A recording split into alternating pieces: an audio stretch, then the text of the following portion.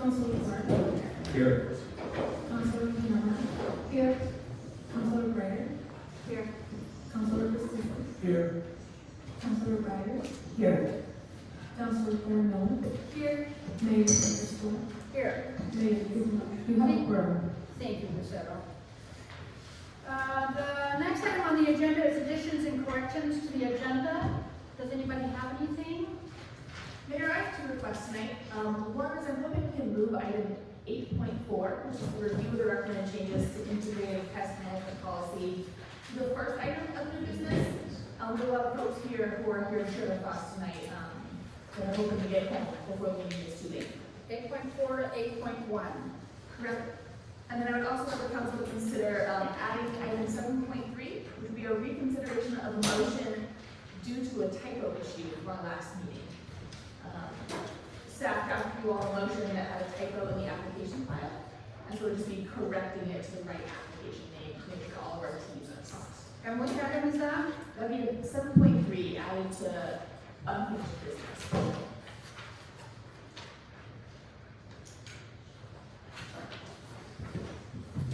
So we're adding 7.3, and what's the title of that? Reconsideration of motion due to typo. Okay. Anybody else? I have one item. I would like to add to the agenda a discussion about the meetings at the Planning Commission. They're currently meeting by Zoom, and for reasons I'd rather discuss later, I'd like to reconsider that tonight before their next meeting. So if we could add that to item 8.5.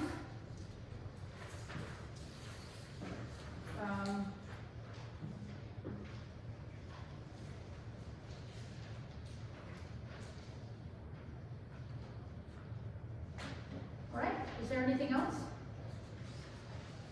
Okay.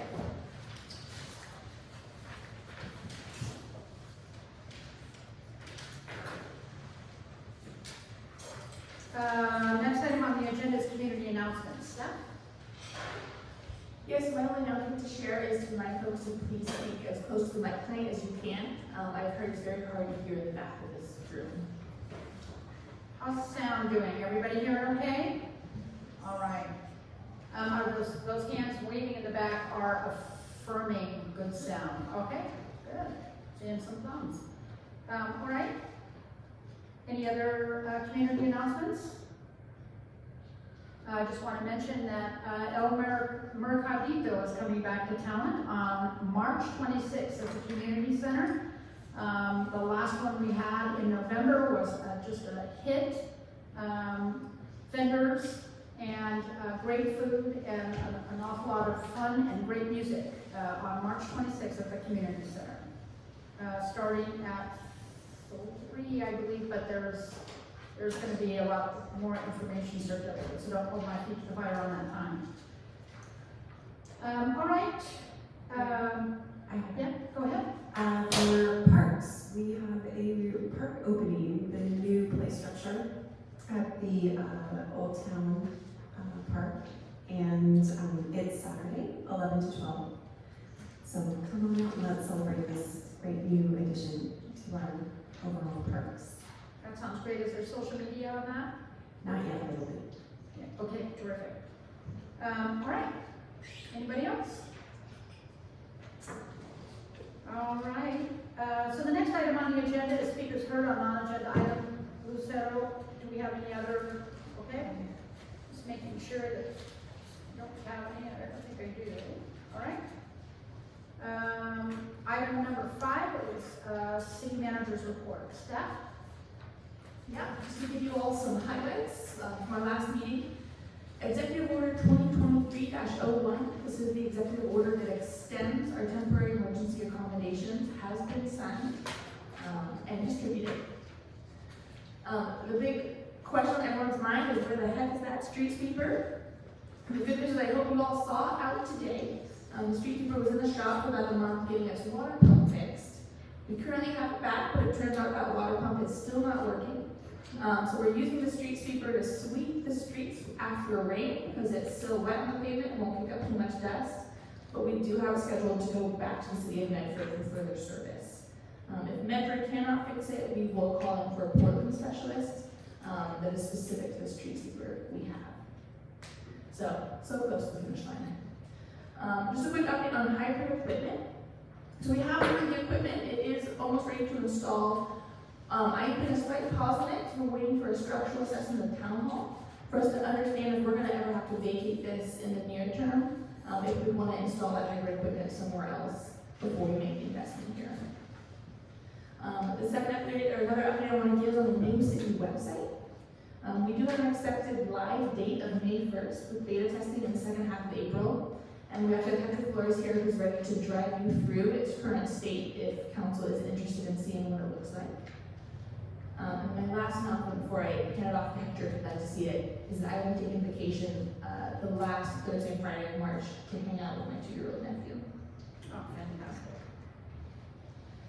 Would you all be interested in seeing the website in its current form? Yeah. Okay, Hector, I'd love to invite you up.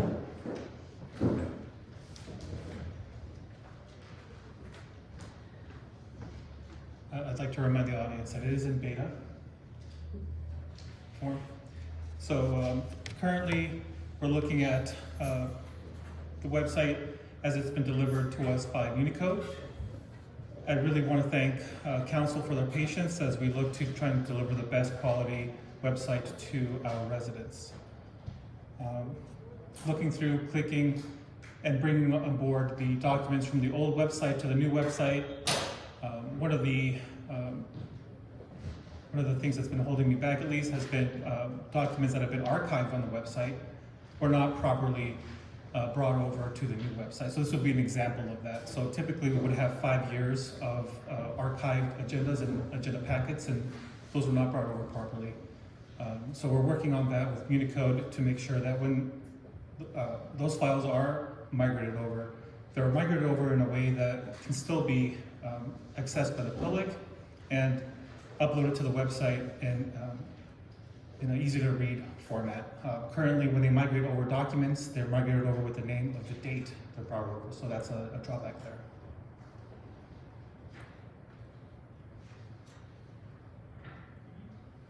Thank you, Hector. Can I ask a quick question about agendas and minutes? Yeah, absolutely. So the archive, 5 years is not something I'm familiar with.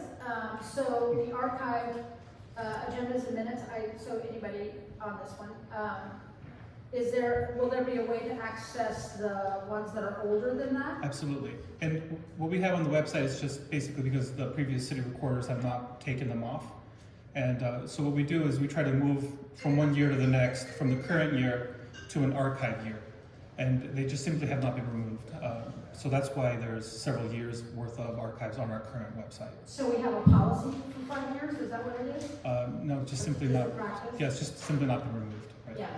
And so if we wanted to access beyond 5 years, will they be on a cloud or something, or? My plan was to put on this year's packets and meeting information, and with a note at the bottom letting people know that if they wanted to view archival meeting information, they could contact the city recorder and they would be Oh, that's provided. fantastic. So you can come in and look at them or something? I'm sorry, could you repeat that? Would it be like a records request, or you can just come in and look at them if you wanted to? It'd be like an informal records request. We'll have all of our city minutes printed and in binders, and we also have them all electronically. I think for the moment, what Hector's alluding to is we're trying to do, what's needed right now on the website to get it live. And then over time, start increasing the accessibility of that kind of records on the website itself. But in the meantime, it's always accessible by coming to City Hall and requesting to see a record. Great, and I say that because we've had this conversation before about accessibility to minutes. This sounds like a great plan. I just would like to follow up at some point in time to talk about that further, because accessibility to those has been a discussion we've had over the years a couple times. So great, there might be some history there that we can learn from. All right, thank you so much. Thank you. It looks beautiful. Are those pear? Those are pear buds, correct? Pear Or peaches. gorgeous. Any ones in the room? No? Thank you, Hector. All right, good news. And what was the date that that's gonna go live? May 1st. May 1st? You heard it here? All right, well, thank you. This is fantastic. All righty, the next item, is that if your report? Okay, great. So the next item on the agenda is the consent calendar. Is there anything on the consent calendar that folks want to pull out to discuss? All right, seeing none, I'll entertain any questions or comments on the consent calendar. All right, I'll entertain a motion. Excellent. Okay, Councilor Penamara. Yeah, I'm just wondering, so for the Architectural Review Committee, do they have the same, practice or legal obligation to recuse themselves if there's financial conflict of interest? Yes. Sure. Thank you. Nicole? I'm sorry, Councilor Breyer. The letter of support for Camelot Theater was just a general letter of support. I'm familiar with what or why. Yeah, Camelot Theater requested that general letter of support, which the city has provided in the past, so that when they submit to grants for either their play productions or for improving their area, they can show what their goals like. To just have it on file. Yeah. Cool. Any other questions or comments? All right, I'll entertain a motion. Councilor Perrone. I move to approve the consent calendar. Second. We have a motion and a second to approve the consent calendar. Is there any discussion? Seeing none, all those in favor, please say aye. Aye. Are there any opposed? Motion carries. Next item on the agenda is 7.1. Second reading of ordinance 2023-976-0, adopting an amendment to the City of Town Comprehensive Plan to add 47.3 acres of public facilities and open space, and text amendment, update to the urban growth boundary management agreement. My goodness, that's a mouthful. Staff report? Yes, so this is the second reading of the ordinance that would formally bring in the school district property on Colville Road within the city's urban growth boundary. Approving this ordinance would cause the city of Talent to amend the comprehensive plan map to include that property, as well as to amend the urban growth boundary management agreement we have with Jackson County, naming it now within Talent's UGB jurisdiction. Any other questions or comments from the council? Councilor Penamara? I just wanted to say thanks to folks who did submit to the record, and I think that was a wise decision to leave the record open. I saw some very thoughtful commentary from that. Any other?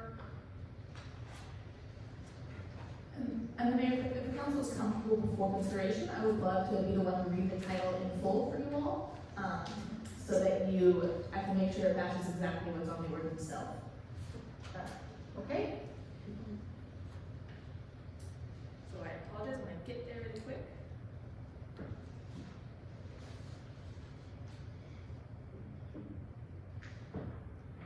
Oh, you guys can't see what I see.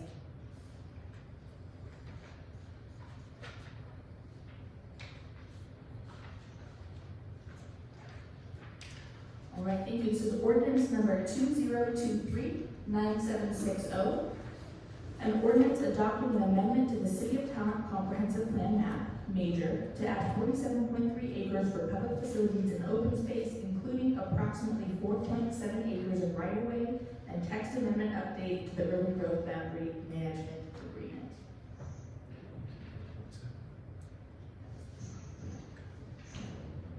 and that's right off the resolution. Correct. And just to remind everyone that 4.7 acres is different than the 4.3 acres in the original proposed application, because after the planning commission's recommendation, we added a small part of right-of-way just to allow continuousness for the rest.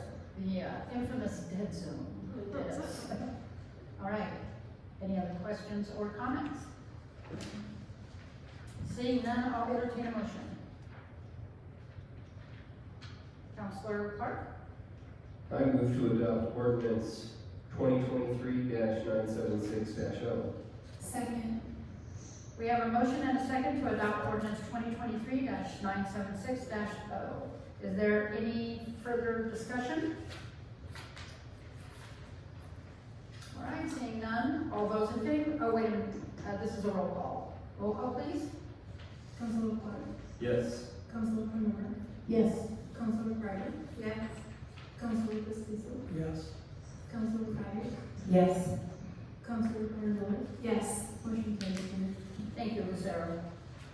All right, next item on the agenda is 7.2, which is Cameron Springs Park landscape design and consideration of Arbor Day project. Staff?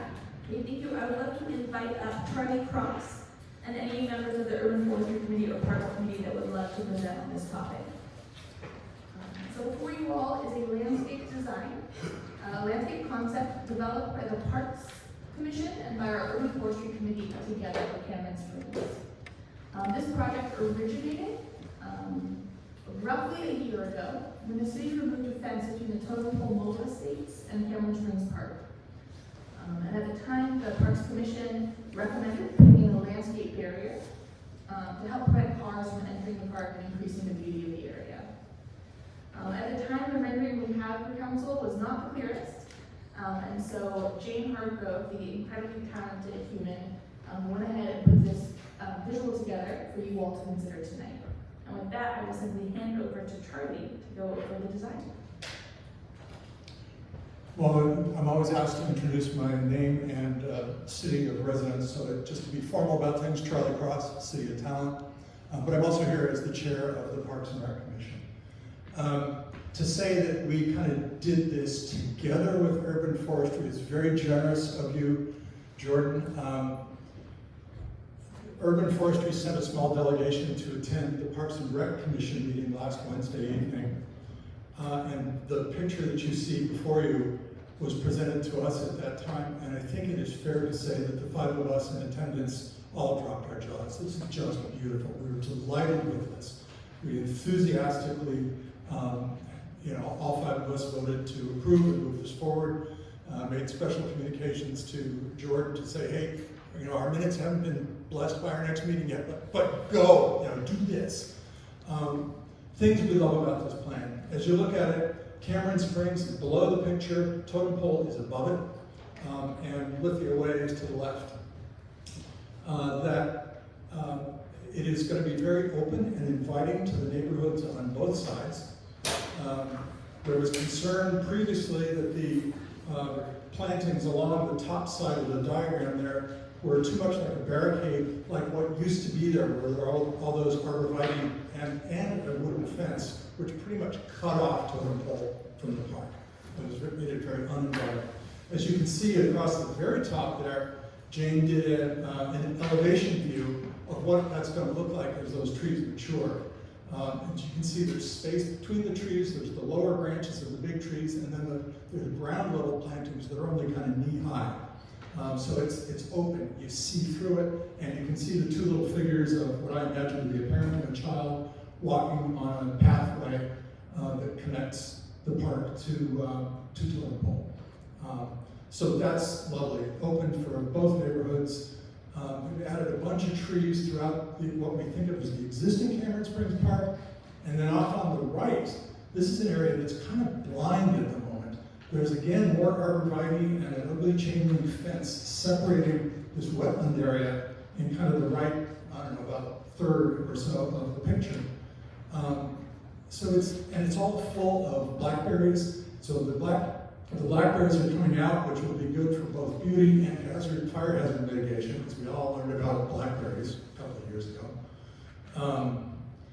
And by putting that little path that's in the kind of pale yellow around it, this becomes an additional sort of wildland community resource for the city, in addition to the kind of more playfield area in the left part of the picture. So it can be an educational resource. It can be just to kind of get into some nature a little bit. Wetlands are wonderful. I've loved them since I was a kid when they were still called swamps. Anyway, I've blathered on far too long. The bottom line here is the Parks Commission loves this, and we absolutely encourage you all to approve this, to move forward. And just because we want to be really enthusiastic about it, oh, by the way, April 1st, we're hoping to do a bunch of the planting to get this going. So this isn't just some plan for, like in 2026 or something. This is something we want to get right on top of. Thanks a bunch. Thanks, Charlie. And I'd also like to invite Mike or any of the urban forestry committee members to come and talk about their Arbor Day event proposal. That would be informational part of this design. Thank you. Yeah, so April 1st is going to be Arbor Month activities at Cameron Springs Park, where we're going to make this beautiful design happen in real life.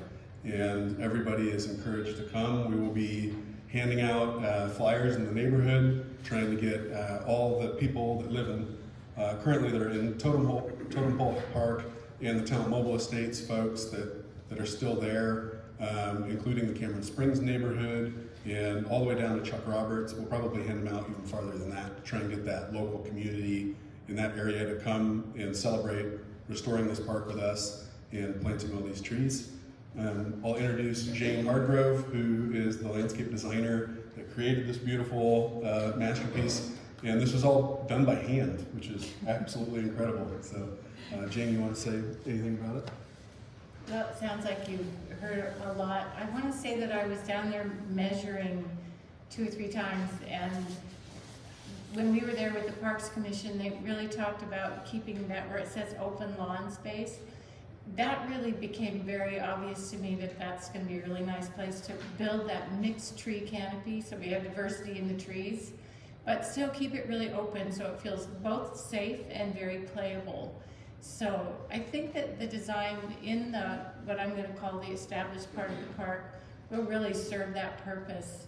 And then the wetland, I mean, it is wetland mitigation and fire hazard, which, we just can't really talk about those things enough, and really using the native plants. I'm also hoping design-wise, we didn't designate a bunch of plants, but that we will use repetition of plants in there as a designer. I'm really looking for it not to look really chaotic. I think that one of the things with native plant designs is they can look really messy. And not, I think that can be really good for pollinators and for birds, but I'm hoping we can do some kind of crossover thing where it also looks really, I want to use the word designed, but it has harmony and repetition, and those are just really powerful parts of a design.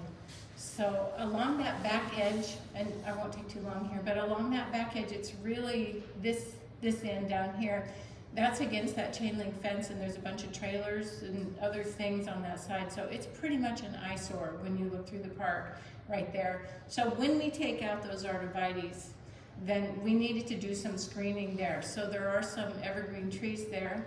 And then I'm thinking probably groups of maybe Sitka alder, something that's light and feathery, and so that we would be building a really good screen across there too, because that would be a concern for me if I were in the neighborhood. Over here on the bottom side, where there's a couple of small things that are in what I'm going to call the existing park area, we'll be using some smaller shrub trees because we don't want to impact the neighbors too much, because they have some plants that have some sun that they're going to want. So I think we've really taken the neighborhood into account. The red trees that are on there, those are a variety of red maple. There's actually one of those is a Norway maple, but I colored it red before I figured that out, sorry. So, but we're really going to be trying to put diversity in there. It's such a powerful thing for us to do right now in our community. And shading the basketball court a little bit, I'm really looking for that. And shading that parking area a little bit. And the benches. And the benches and the picnic tables, just really trying to make it so when we get that hot afternoon sun coming in there, we've created some shade areas. So. Just a quick point of clarification.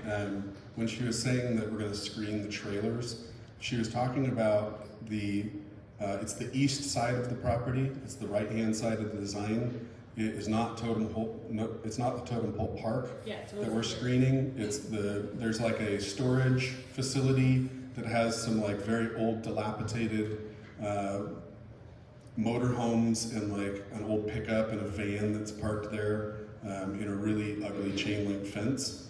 And one of the things that got brought up in the collaborative meeting between Urban Forestry and Parks was that in the original design, we were putting in a native plant community between Totem Pole Park and Cameron Springs Park, and that we weren't putting in a similar community of trees and plants on the side that faces Cameron Springs because it was more developed and it was mostly turf, and the plan was very limited by budget and by those types of restraints in replacing the arborvitaes, which was the original point of the project, was to replace these dead and diseased trees.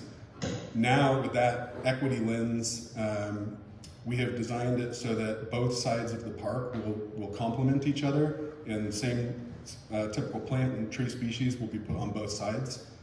So making it feel like the entire park itself is one defined unit.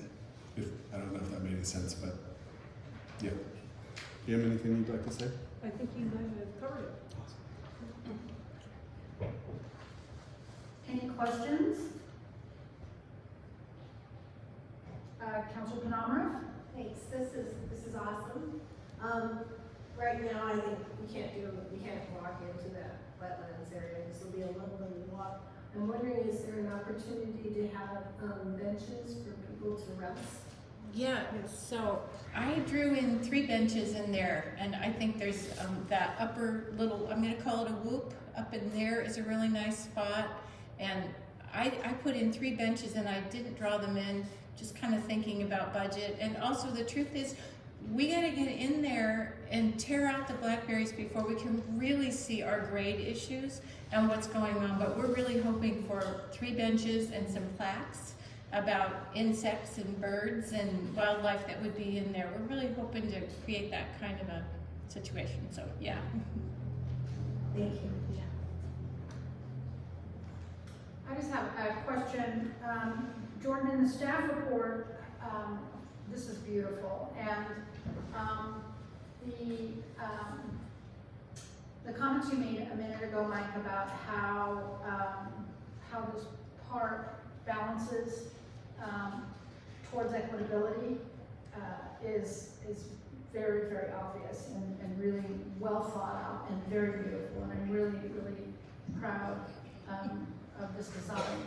I'm excited about it. I just have some questions about costs. So the staff report says that we currently have $10,000 budgeted for landscaping, which would cover a portion of the cost. Do we know to what extent? Yes, we do. So we actually just got the bids back yesterday. And so the bid for the project would be $24,000. It does look like about a minimum of $15,000 will be reimbursable by the grant that we just received from OWA. The additional $10,000 falls within what we budgeted for this year for Cameron Springs Park landscaping. So for a total of $24,000. 24,000. Oh, okay, there it is. All right. Great. Councilor Myers? I'm just curious what the general park cleanup covers. Yes, I'm gonna go back to the design, and I can see if I can make my crowd here. So, really the intention of the arbor bed itself will be to plant the major trees that are outlined along the edges of the park and a few inside. And then we'll be able to do general cleanup in terms of helping remove the arbor habitat. I can never see those trees, the tall trees that are no longer healthy and were burned by the fire. We'll be mulching those on site and spreading the mulch around. We're gonna have Mike go ahead and do some blackberry removal beforehand. And then folks will be able to have a chance to go in and do some manual removal of blackberries if they so wish, and things like that. Great. Excited to hear Trevor's thoughts from removal. I just want to make a comment too, since we have the ear of both the Parks Liaison and the Parks Chair. It's obvious that this project needed to be prioritized because it was the only park, I think, in our city that was impacted by the fire. Is that right? Newberry. Oh, that's right, the Newberry as well.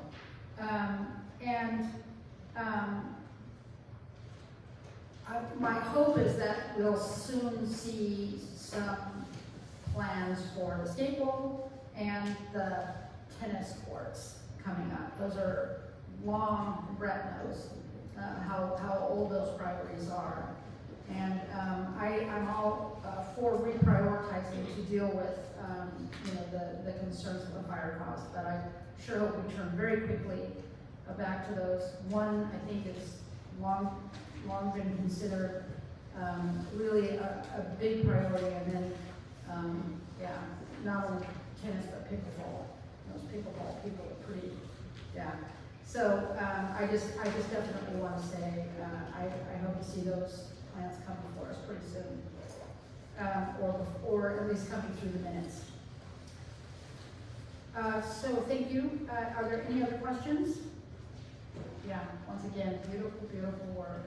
Thank you so much. I'll entertain a motion.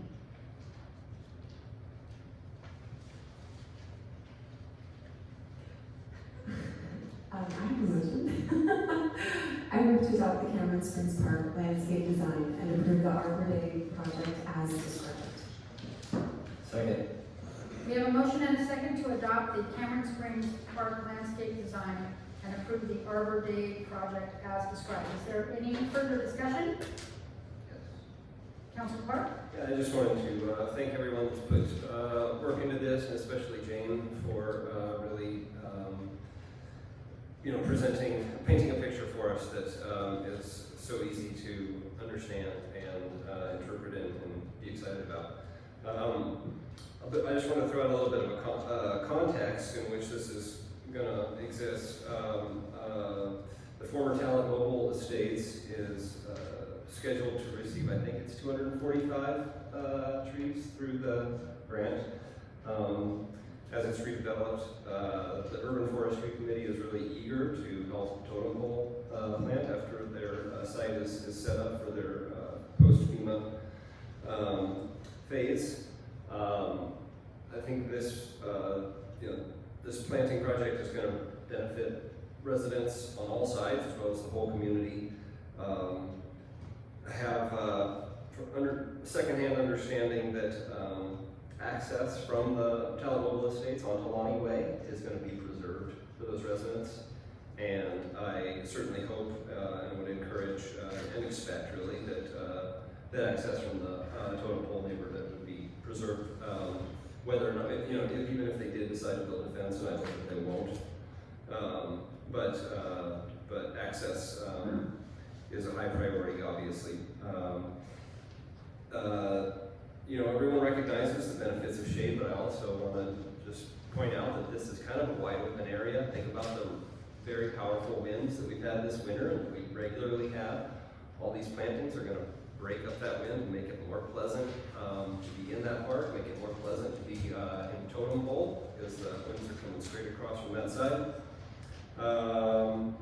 And just want to say how much I support the value of opening up and restoring that wetland area, both for the ecological benefits that we can derive from that, but also the opportunity for the people to get a little closer to nature and observe wildlife. And I think that's a really nice bonus that was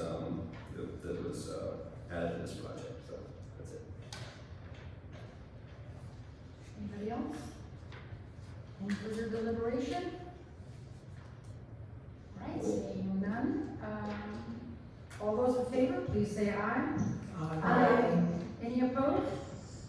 Motion carries unanimously.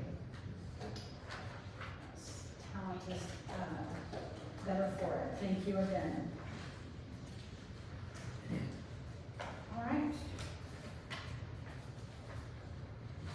We have item 7.3 is the reconsideration of something due to a typo. So on March 1st, last city council meeting, the city council made a motion to accept a planning commission recommendation regarding application UGB 22-01.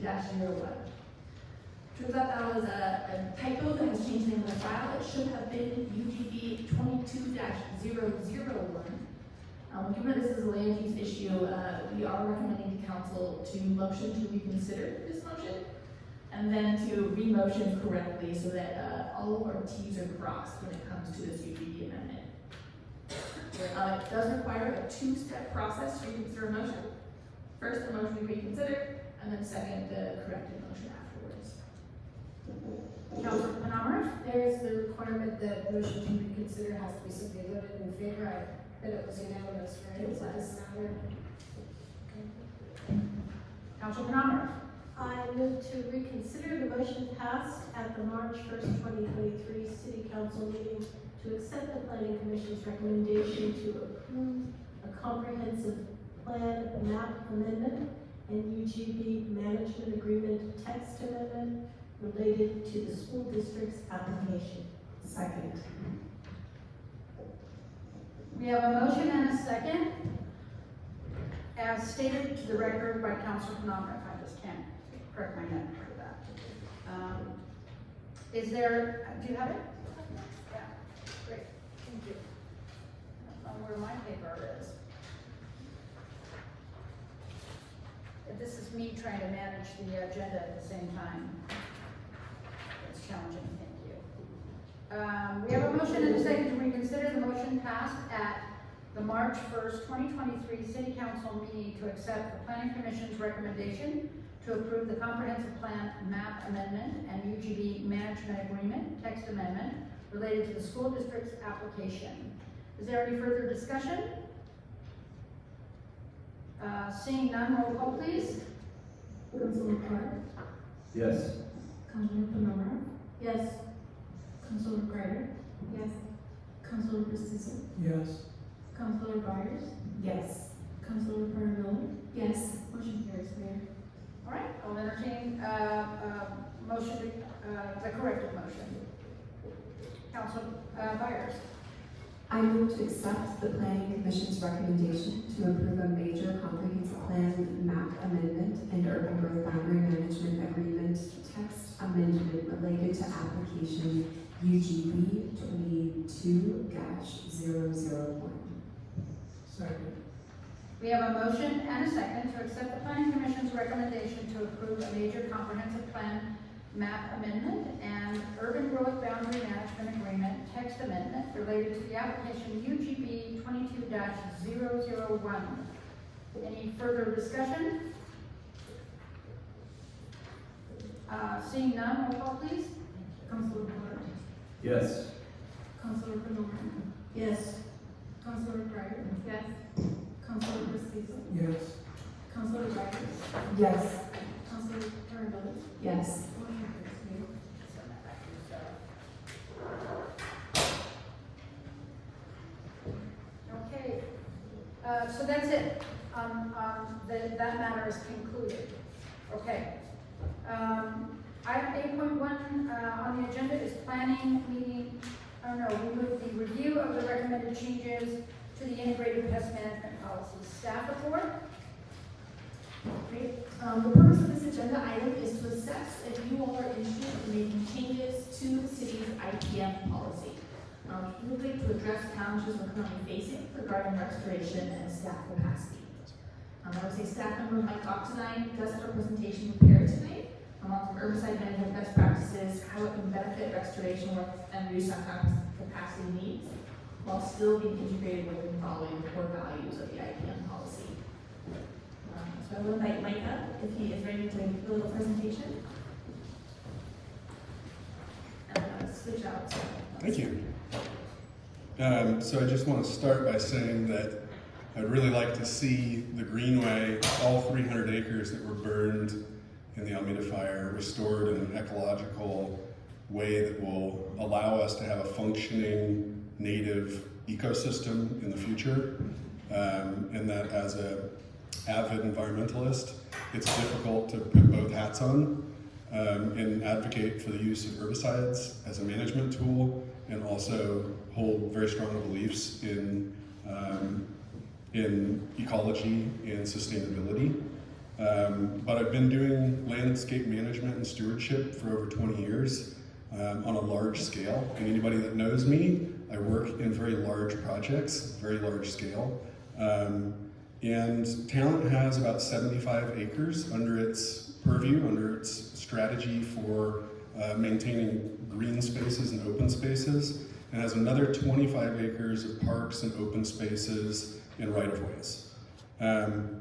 The idea of managing that size of a landscape on a organic and hand-controlled methodology is so time-consuming and so resource-intense when it comes to staffing requirements and budgetary things that it doesn't get done. And so what we do when we eliminate the use of the tools to be used responsibly is we come up with a dichotomy, a decision that you have to make of what are you going to lose and what are you going to gain. And we have these decisions all the time. And we learned in the Alameda Fire that if we don't manage our native ecosystems and our riparian areas, and we don't keep the invasive species at bay and do a better job of managing that, we can have catastrophic consequences.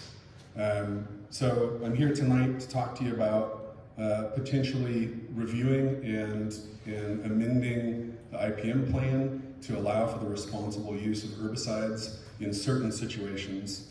And will you start the slideshow real quick?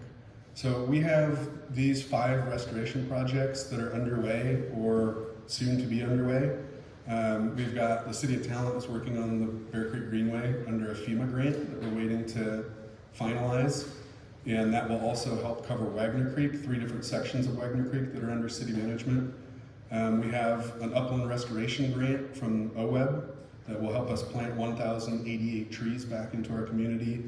The Freshwater Trust is working on 2 sections of Bear Creek and a section of Wagner Creek. And the Rogue River Watershed Council is doing, or proposing to do a large floodplain mitigation project on Bear Creek as well.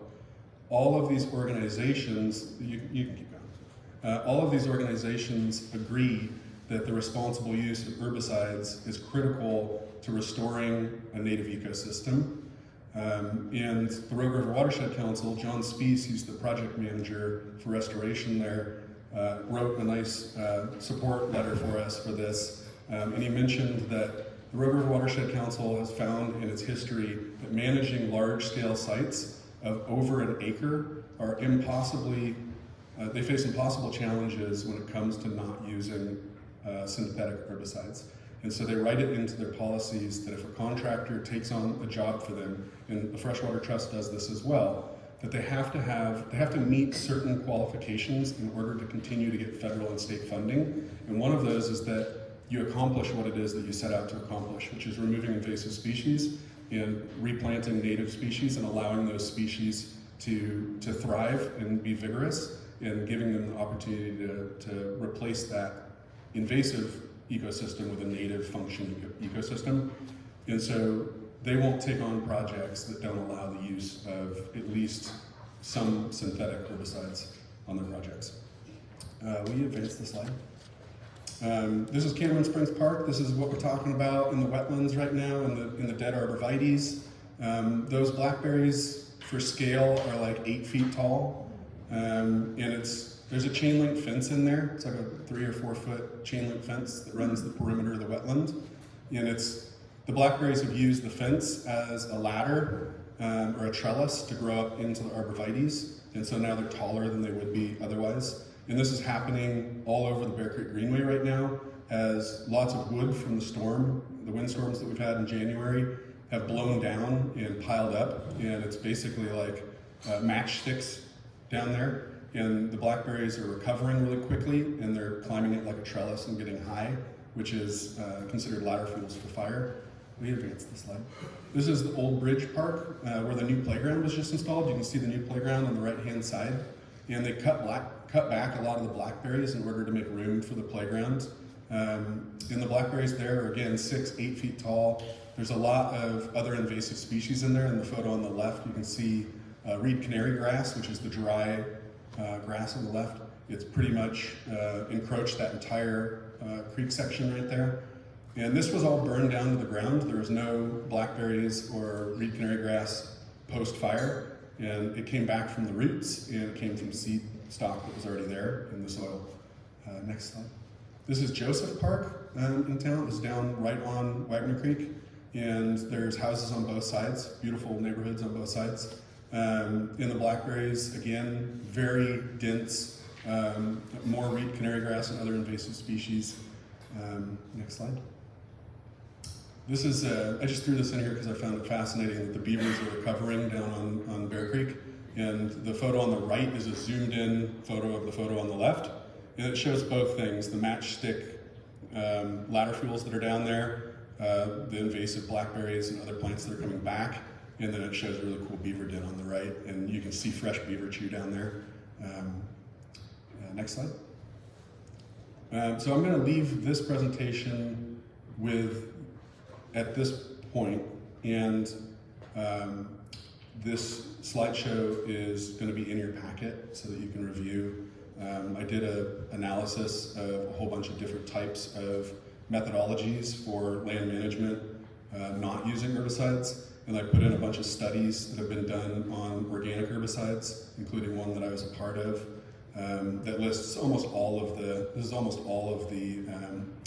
widely available organic herbicides, a myriad list of organic. So that link to the study shows another 8 organic herbicides. They do 7x7 plots on fescue, and then they spray them with the label rates of all 8 widely available organic herbicides. And they take pictures at 7 days, 9 days, 14, and 25 days. And at 25 days, every single one is green grass, looks like it was never sprayed. So what they found was that none of those organic pesticides or herbicides were effective on general fescues, which means, in my mind, that they're definitely not going to be effective on vigorously growing blackberries, which is a more woody crop, harder to kill. With that, open it up for questions. Questions for Mike, and then we'll have a little additional hearing, and our Public Works Director, Brett Marshall, is also here to answer questions that you may have. Thank you, Mike. And so I just want to emphasize with council before I open up any questions for Mike. You know, what I am really looking and hoping to develop is an addendum that helps clarify, one, when it is appropriate to use herbicides within our community vision, and 2, if herbicides are used, what are the precautions that we want to have in place? And Mike has actually been working on that addendum and working very closely with FEMA and State Department biologists to really make sure that we're reflecting best practices, and that's attached to the staff report is the current draft. What will really helpful is that, you know, we could use some limited set of herbicides to help bring back our community to a more natural ecological state, where we have this reduction in hazardous fuels.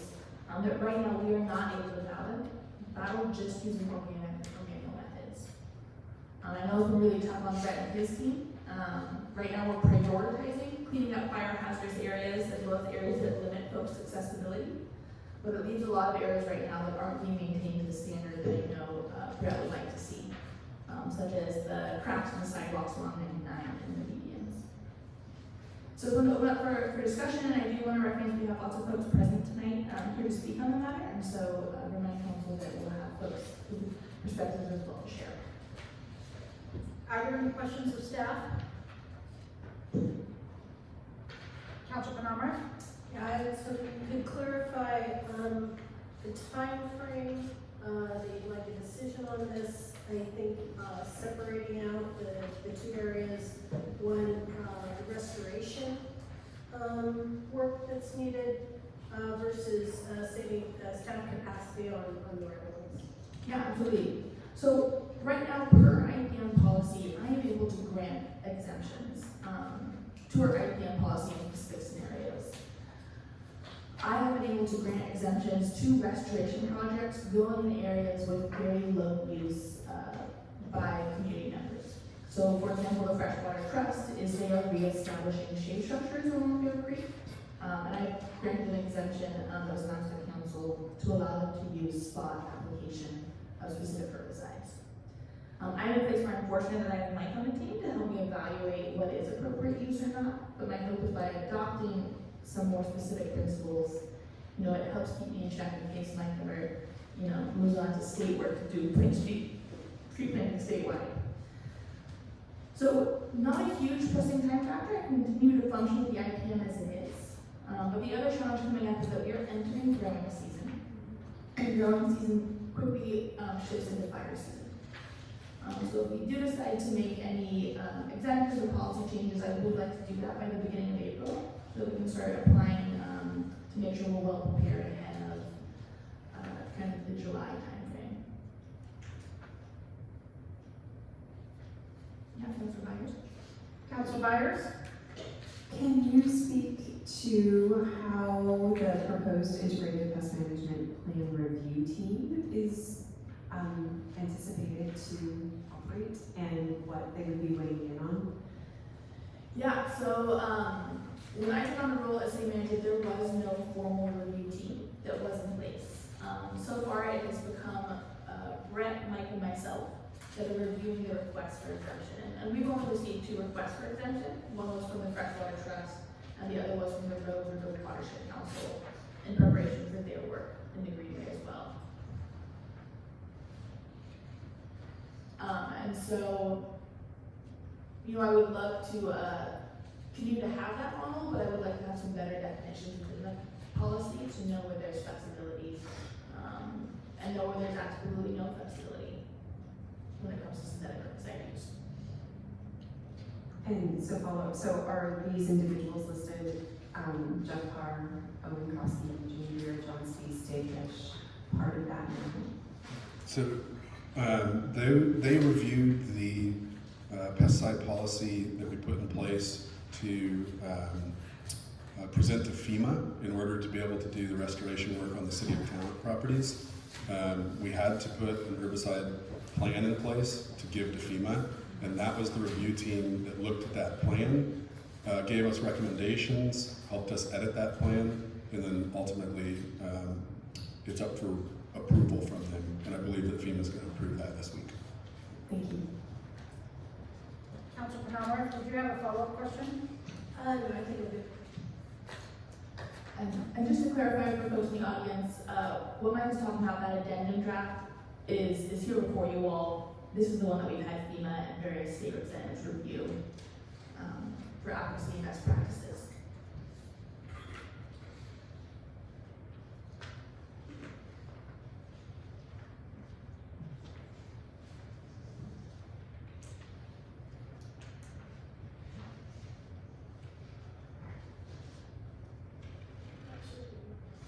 Council Penamara? Yeah, if we adopt this as is, how much, to what extent do you anticipate the use of herbicides to increase? Not to a large extent.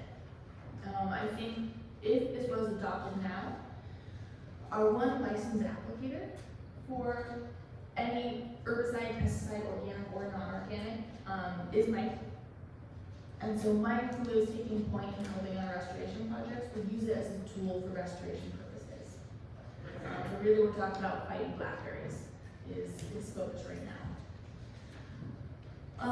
You know, if we're comfortable adopting this now as an example, what I'd love to do is come back to City Council at a future date with a map of some other proposed areas that are not blackberry specific. That we could then discuss as a community if they're appropriate to also allow the use of synthetic herbicide. Because of either A, low exposure, with the winds of really taking away the staff capacity issues.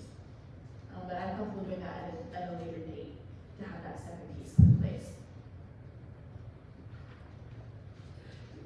Council Byers? Just a point of clarification, so I'm seeing the use of the word pesticides and herbicides. Can you please clarify the difference between those two things? Yes, absolutely. So pesticides is a very broad umbrella term. It includes everything from insecticides, rodenticides, etc. Herbicides are only specific to plants. Mike, did I get that right? Yeah. Got that right. And so in our plan, from what I'm reading here, it would only be approving limited use of herbicides, but not insecticides, not other more toxic forms of pesticides. Correct. Thank you. Any other questions? Councilor Costanzo? Yeah, I think I know the answer, but I just want to clarify. So I'm assuming we're not considering any of the smaller pollinator gardens that have been around the city over the last few years?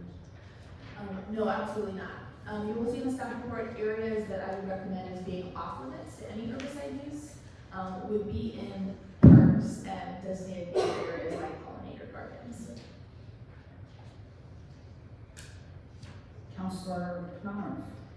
So I guess it's gonna be based on, if somebody makes a motion to do an addendum, it will be based, look at the context of what we're expecting to see in that addendum, and through our discussion, we'll be able to say something like, only for the blackberries, or also for the medians and the right of ways, that sort of thing. And then we won't actually approve the addendum until the April meeting. Is that what we're looking to do, process-wise? Yeah, that would work fine for me. I will admit that the example that's in your packet is the addendum that I would recommend adopting for restrictions on if we use herbicide, what do we need to make sure we have in place for safety regulations. So if you were in your motion to approve the addendum for herbicide using restrictions in the city of Talent, I would use that and only apply it for the restoration projects currently. I will then come back to council with the additional addendum or changes to this addendum to define which locations are allowable or not allowable.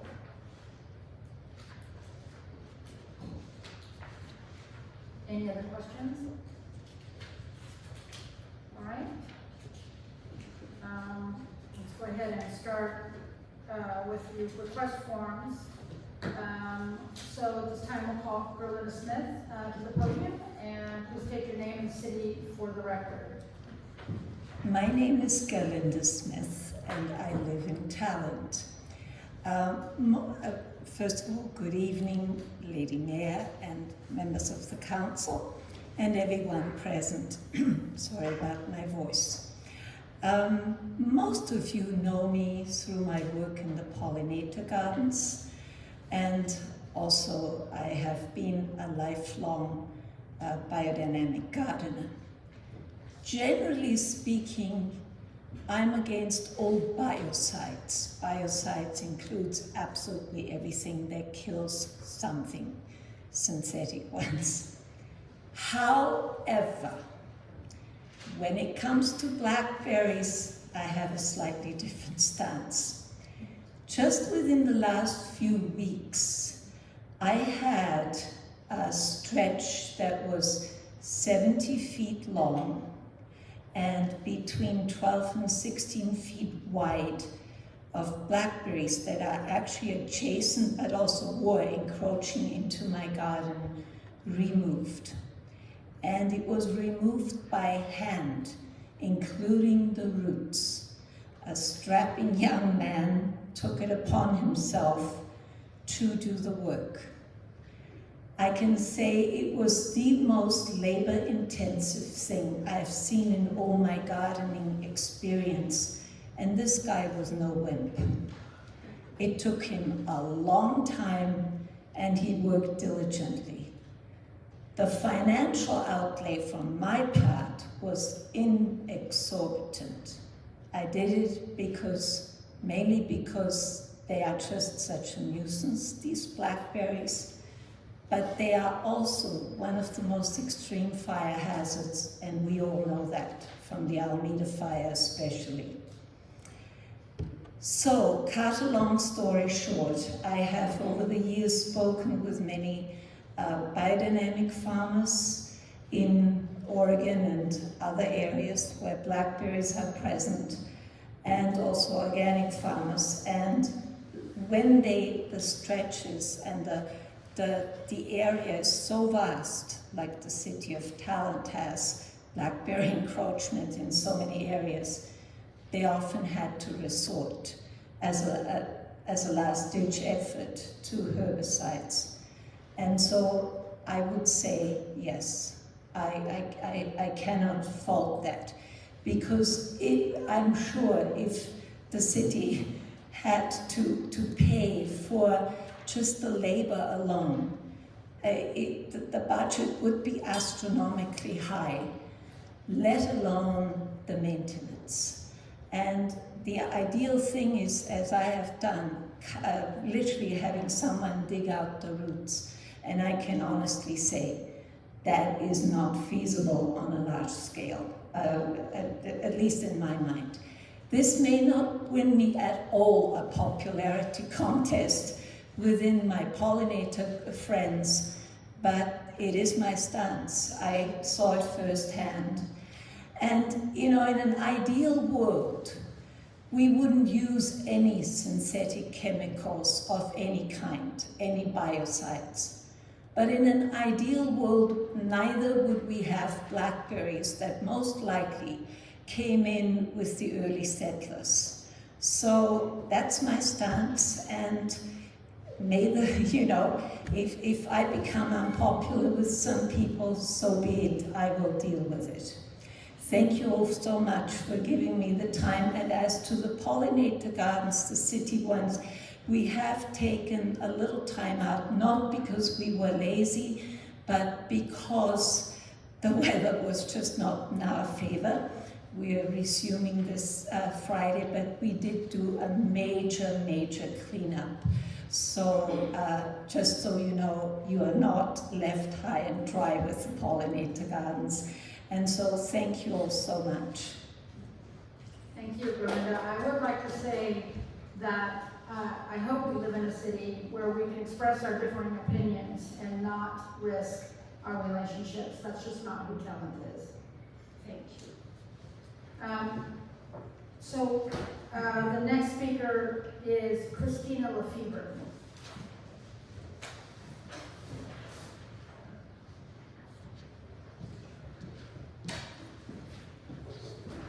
Hi there, I came in late, so I was expecting to be late, so one of the last people speaking.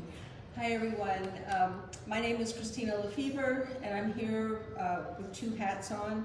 I'm here as a board member of Beyond Toxics, and then I'm also here at Pollinator Project Rogue Valley, so I'm gonna combine a couple of things. First off, I'd like to say thank you to Jordan and all for inviting people to come back who were involved in the 2018 IPM work. I thought that was really great. And then I'd also like to thank you for having an IPM, non-toxic IPM policy since 2018. That's amazing that your staff was able to do this for so long. Lisa Arkin, the executive director of Beyond Toxics, did send a letter. I'm assuming you got that. I'm not going to read the whole thing, but I think some of her letter, some of the points are germane to this conversation. It will be a little repetitive, but I'd like to share them anyway. She says that we've reviewed the staff report along with recommendations. We appreciate that the City of Talon is trying to, quote, thread the needle to reduce pesticides when possible.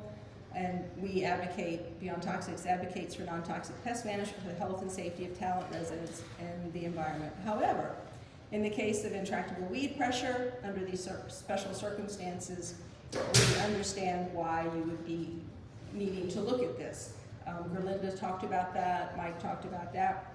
So I'm just going to say a few points that she said for the record, if you don't mind. So adopt a very narrow list of pesticides. You have that list in the letter. The community has a right to know when you do spray, wherever you spray. Use non-toxic methods within public rights of way, such as along sidewalks. Designate pesticide-free parks, including the pollinator gardens, obviously. And then what I'd like to say, and I think this is almost maybe one of the more important points on there, that treating the blackberries appropriately, and I know Mike and other organizations know how to do this, but I want to say mow them and cut them in the spring and then paint the stem in the fall. And I want to say paint the stem in the fall. We're not wanting to spray for multiple reasons, the health of people, pollinators, birds, etc. So you would be prohibiting broadcast spray using backpack sprayers, etc. I'd like to just add on to that, because I didn't see it in your IPM, that in addition to having these requirements, that you have in there that replanting is done as soon as possible with native plants as much as possible, so that you're obviously trying to keep the blackberries from coming back. and that plantings be done properly along the waterway to shade the water for the fish and to make sure that they are providing the food and the habitat for the pollinators, the birds, and all the other creatures that we want to have come back after the fire. Thank you very much for your consideration. Thank you. The next one, I can't read the last name. First name is Larry. Larry, please come forward and state your name and city for the record.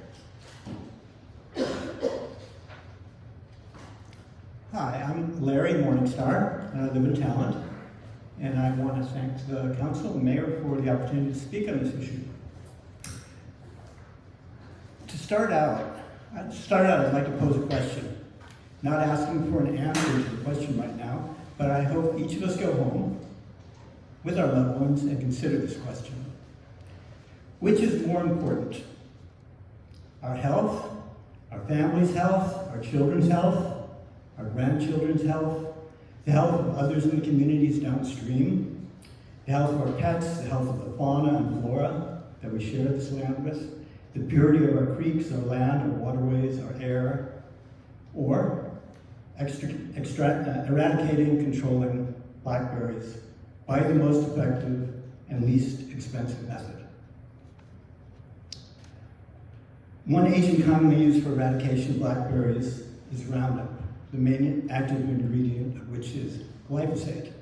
And just to address a comment that was made about using herbicides and not more toxic pesticides, I would say, and I'm not an expert, but glyphosate is extremely toxic. For the last few years, it's been in the news widely because court after court has been awarding rewards to people with cancer who the court has determined to be caused, which the court has determined to be caused by glyphosate. Monsanto, the manufacturer of Roundup, was sold to a German company, Bayer. And I used to think of Bayer as this nice little company that makes baby aspirin, and that's true, they do. But they now make Roundup and are one of the largest, if not the largest, chemical companies in the world. Before World War II, they were known as IG Farben, and they made the gas for the Nazi extermination camps that killed millions of Jews, Roma, aka gypsies, gays, intellectuals, and others that the Nazis scapegoated. We used to have a yardstick for our activities. It was called the precautionary principle, which guided us to err in the side of caution. That has now been turned on its head, and instead, fastest speed and lowest immediate cost have taken precedence. So I strongly urge a return to the precautionary principle. Let us prioritize the health, our own health and the health of our environment over cost and speed. While I'm not an expert on other methods of eradication, I did peruse the internet for a couple hours, and I downloaded some articles on the use of goats in the Northwest and in Australia for eradication of blackberries, and I would like to present them to the council if that's appropriate. And thank you so much for the opportunity to speak. Thank you. The next speaker request form is from Meadow Sweet Levi. Please come forward and state the name and city for the record. Hello, thank you for being here and inviting all of us. Thank you, Mayor and Council and Jordan. Thank you, Mike and Matt. I appreciate Brett, all the hard work that you both have been doing. I know it's been a lot, especially with the years that we as the community have went over to non-toxic. It's amazing. It's been an inspiration.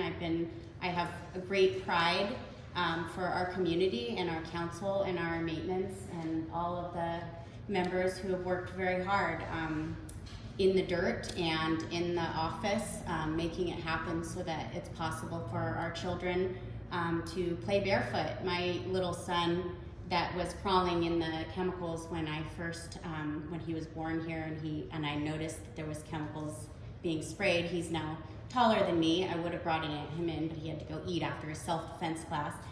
And I just really am here because my heart is 100% in love with the children and the health of our community, and I really want to protect our pollinators and our ecosystems. After the Alameda fire, there was so many toxins that came of our community. It was very hard for everyone here to breathe. The rivers, you drive by and it's true, there are blackberries, there are dead trees. It is a fire hazard. The trees mostly. Oh no. Is that my time? Oh, okay, good. I'll try to condense this. So I know there's a lot of work to be done, and I know that together we can do this.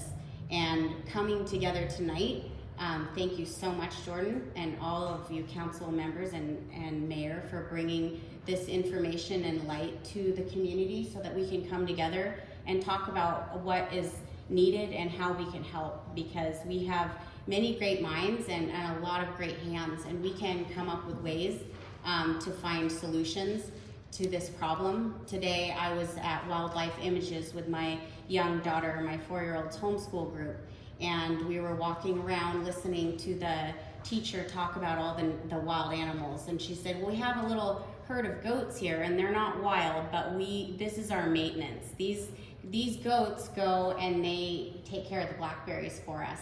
And she went on, and a little bit down the way we were looking at the bald eagle, and she said, you know, this is the United States, this is the bird of the United States of America, and there was a time when DDT was being applied, just like glyphosate, and nobody seemed to realize and recognize that it was a poison, and what happened is that the birds were eating the fish and the fish had the DDT, and so the birds' eggs were so soft that the birds would sit down on them and they would crack open, and so there was a decrease in the birds, and suddenly from this pesticide, this chemical poison that was being applied, it was affecting great things in our world. And it's the same with the glyphosate. And I noticed that the talk about all the parks, that there's all these blackberries, they're all riparian zones, and they're all next to the rivers and the creeks and the streams. And it is essential that we keep these pesticides out and far away and out of our community, and especially away from our riparian zones, which we have to protect our fragile ecosystems and keep strong and going forward for our children who are proud of us, and we need to keep going forward and not step backward. So I want to thank all of us, and there are a lot of ways, and I would love to be a part of that meeting to discuss more ways to support the blackberry removal. And I myself will work on digging out the roots. It is not easy, but it can be done. So thank you. Thank you. Thank you. All right, those are the speaker request forms.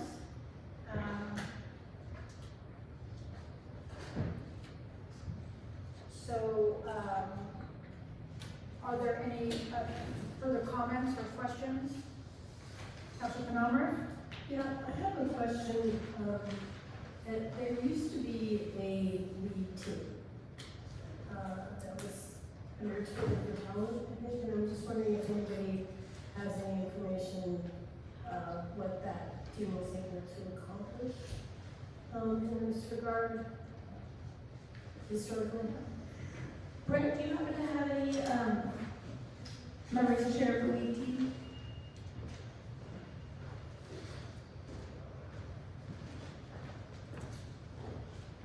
Good evening. So we did have a weed team with the Together for Talent. You know, over the years, there's been some times when they've done a lot of work to help out, but it's been very intermittent. And we found that it was something that we couldn't rely on, you know, consistently. And as far as, you know, this ask, I think that, you know, the topic of budget hasn't come up, but all of the organic and non-synthetic ways to control our weeds are extremely more expensive than the use of synthetic herbicides. And I've struggled with this because I feel like it's it's a huge step back. But my resolve comes in the fact that when you have a heavy load, sometimes you have to take a step back so that you can brace yourself before you can move forward again. And I feel like this might be all that it is. It's like we don't want to spray everything in Talent. We just want to be able to control the weeds that we're not able to control right now. The right-of-ways, the street beds in town. These are highly laborious areas to control. The non-synthetic ways, they create not just the labor, but I lost my train of thought. The revisits, right? Like synthetics, you visit it once, maybe twice over the entire grow season.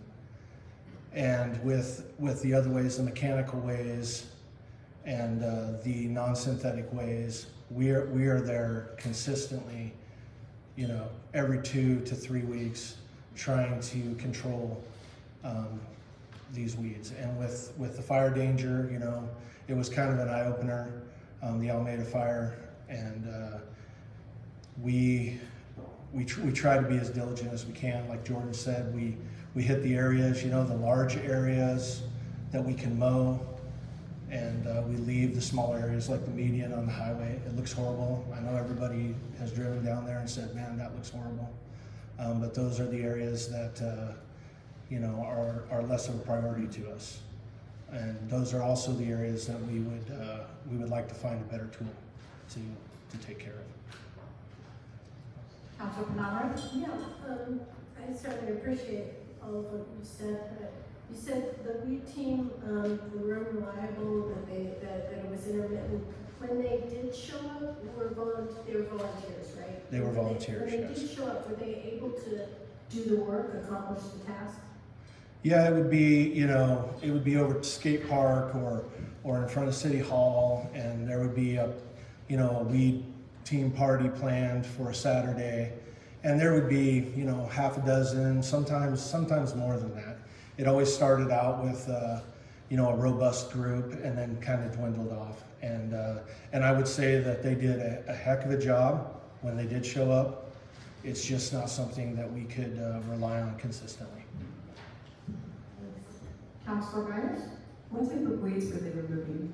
Were they like blackberries, or were they things that could be pulled by hand? No, it was more like the weeds that would grow. I mean, there were some blackberries. You can't keep them out from anywhere around Talent.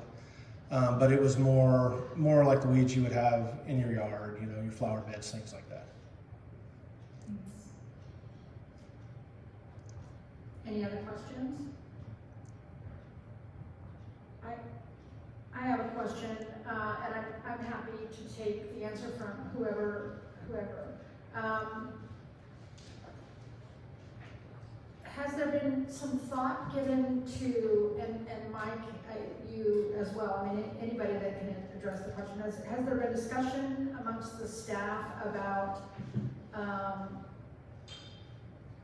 any kind of plan where, we're gonna mow down and pull out as much blackberry? Let me just give some context. My understanding is that blackberry takes several applications to get rid of. And my understanding is that you start off with a lot, and then you work your way to where you're using less and less and less based on what's left behind. Has there been discussion in the staff about just mowing as much of it as we can and then trying to kill the roots from there? Or is the plan to just go after the big 8-foot tall and just keep going at it until they come down? Is there any discussion around that? So Brett and his team have done a great job at like Summer Place Wetlands area, which is like an open space, of mowing down the blackberries year after year consistently, and has done a really good job of actually eradicating most of them in that space. On the greenway restoration side, I will say that the recommendation from all the current science, you mow them down, mechanical removal, and then you let them re-sprout, and then you spray them once, let them do their thing, it kills it down to the root, and then that's your one application for that year. The other times that you can spray them and have more effect is in the fall, when plants are going dormant. They start to bring their carbohydrate stores down into the roots, and so they actually want to locate that, they want to take that into the roots, and so it takes a lot less. And we're also applying at the bare minimum recommended label rates. We're not going above the bare minimum recommended label rates. And I will say that just on the goats thing, because I think it's a great idea, I've used goats before. The issue is that I can't get them to identify the difference between a blackberry and a native plant. And so when we tie them up, usually you have to chain them and you give them like a 200-foot radius and then you move them around. They just eat everything. They kill every single thing that's in there, and they don't take the roots out, and so they end up re-sprouting, and it's a continual food source for them. But in areas where you don't have any native plant communities, like a soccer field or something, you could use goats to maintain it. That's my. And I would add too that a lot of those areas that Mike showed pictures of, you wouldn't be able to get a mower in there. It would be either hand work or you could use a string trimmer. But I don't know if any of you have ever used a string trimmer on blackberries, but it just doesn't work out. Yeah, I just follow up,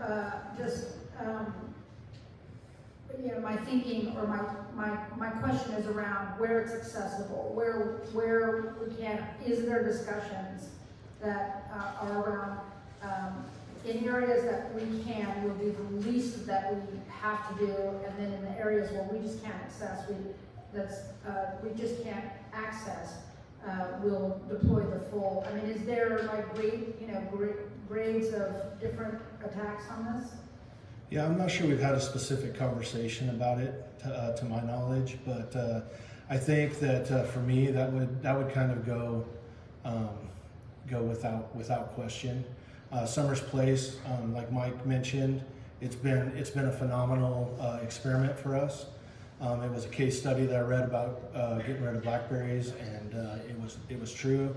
They said it'd be a 6-year process. I think we pretty much haven't gone in 3 years, and you can see around the edges where they're coming back. The edges that we aren't able to get the mower into because of the terrain. You can see where they're coming back, but the area where we removed them, it's like a grass field out there right now. So did I just hear you say that it goes without saying that the areas that you can cut back, you try to do that first, and then it sounds to me like it would be a lesser chemical attack from that point than it does in the areas where you have no access and you just gotta go after the big. Did I understand your comments correctly? I would say that yes, from my perspective, that is true. But what I mean by mow is like a brush hog or a mower, not a string trimmer in a area with a terrain where we can actually mow them. Gotcha. Councilor Byers and then Councilor Greider. My question is kind of diving a little further into what you're asking, and I live very close to Summer Place, and it's been amazing to see those blackberries just like receding. Well done. So it's something like, because it is potentially reachable by equipment like in Old Bridge Park, that you might be able to cut them back instead of needing to apply something. I think you're talking about the Creekside. Yeah, Creekside. I'm sorry. Yeah, if you walk down through there, you'll notice that there's a pretty high peak berm between those properties and the creek, and that's where the blackberries are. Yeah. And I would say, from my perspective, that is not terrain that we can use a mower on. Even though it's so close to a sidewalk and Emily access area. Yeah, definitely on the flat part before the berm, but the majority of them are there because we can't get them with a mower. Council Ryder? Yeah, I'm not even sure how to ask this question after this conversation, but because there are like a lot of nuances. It sounds like different areas and things, but I guess before that conversation started, my thought was just like I know going back to the beginning, there's challenges. You had some challenges regarding restoration work and staff capacity. Has there been financial analysis done? Is it just outside of the budget to try to get the city underway? A handful, all of these. Yeah, and I can look to Brett to confirm, how many staff he feel like he need to have on hand to help really tackle wage keeping and growing season. We did hire 2 seasonal staff last year, trying to get ahead of the rates. Turned out we weren't able to get ahead of the rates on it. I would say, kind of entry level FTE for public works is about $85,000 a year total. So it is a very large cost for the city to do it through human power. And so we'd have to just reassess where our revenues are to figure out if we want to go forward with that investment. Council Clark? Yeah, in response to your question about mowing, mowing that eventually kills the blackberries is a multi-year process. And some replace wetlands.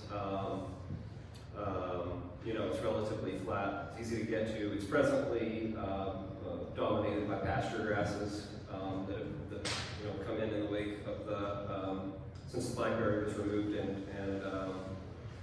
But if you want to address the blackberry and replace it promptly with native vegetation, mowing alone is not going to get you there. It's not going to kill them. It's just going to knock them down. And so, if the goal is to treat the invasives and replace it with natives, in a relatively condensed time frame within a year, then herbicides are going to be that site prep tool that's going to allow the native planting to succeed.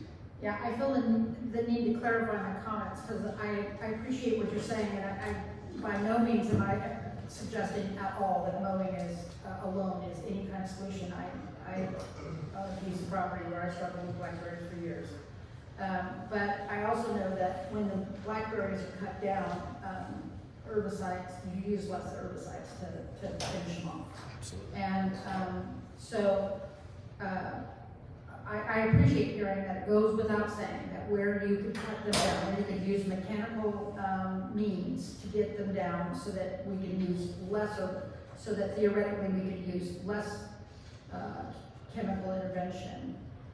I would hope that that's actually part of a plan, that's actually built into the plan.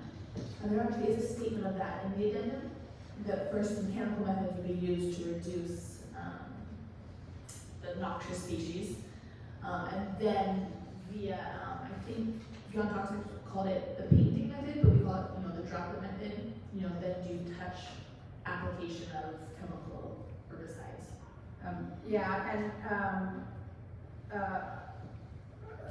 I would hope that there's a little more definition than just mechanical, just mechanical methods, that there's criteria around mechanical methods. I mean, this is a hard-won policy, as you know, Brad.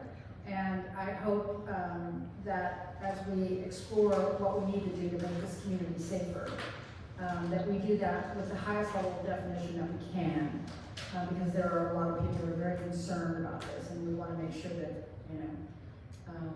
to the point that Young Toxics made, that we're able to be as transparent and as clear about what we're doing as we can for our community.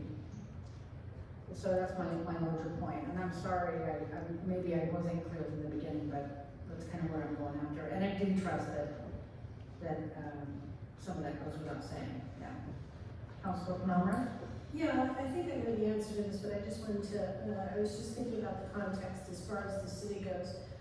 There's no restrictions on what private property owners can spray on their private property, is that true? That's correct. Yeah, and also, for example, the baseball fields above Chuck Roberts, are those also your plan, or? They actually signed an addendum to their lease, that they would follow our IPM. They had a 3-year window. That window has closed. And, you know, if you go up there and you look, you can tell that they've run into some problems up there too with puncture vine. There's a carpet of puncture vine growing all over that property. That's going to have to be addressed in some form. And I would say that, you know, second to blackberries, maybe ahead of blackberries, puncture vine is probably as hard or harder to get to eradicate than So the blackberries. 3-year window, are they spraying or are they not spraying? They are not spraying. Councilor Perry Miller and then Councilor Bastizo. So, Mike, let's say if this passes, what would we see in a year? And what would we see in 5 years? Is this something, sorry, keep going. Is this something that is gonna have to be used consistently year after year, or is this something that could be used for 10 years and then our waterways look totally different because they don't have blackberries? Yeah, it's a great question. Eugene Ware gave a really good presentation at the Wildfire and Urban Tree Symposium that we put on about Freshwater Trust's restoration job down on Wagner Creek behind Bramo. And, you know, he has a lot of long-lasting experience in restoration work, riparian restoration work in particular. And it's they have maintenance contracts that they sign with the state to make sure that they have success in their projects. And it's 3, 5, and 7 years. By the end of 7 years, you should be not maintaining the property any longer with irrigation or with synthetic herbicides. So the hope is that you can knock them back to begin with. You basically eliminate as many as possible from the start mechanically. You let them sprout back. You spray them with a limited amount of synthetic herbicides, kills them out at the roots. That's the first generation. You still have hundreds of thousands, millions of seeds in the soil around those blackberries that are going to resprout again. And so the next spring, you're doing a second Roundup application or synthetic herbicide application. And at the same time, you're planting your plant communities, your native plant communities. So as the native plant communities are growing up and they're being irrigated and other areas are not being irrigated, they're out competing the blackberries for both light and nutrient, with the eventual goal that you're reshading that creek structure, riparian structure, whatever it is that you're restoring, and it's out competing the invasive blackberries. Blackberries typically move into an open site.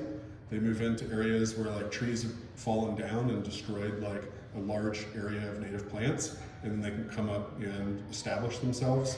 They don't normally intrude into a fully native functional ecosystem. And so it's the ultimate goal to be done using synthetic herbicides to maintain these riparian restoration zones 5 and 7 years down the road, 7 years being the latest. And I will say that Eugene brought up this point that, and I'm just going to throw numbers out there. This has nothing to do with actual numbers, but say the first year you use 100 gallons, the second year you're using 50 gallons, the third year you're using 10 gallons, and by the 7th year you're using 1 gallon. So you're not using the same amount or quantities of chemically synthetic herbicides year to year because you've already knocked down the population.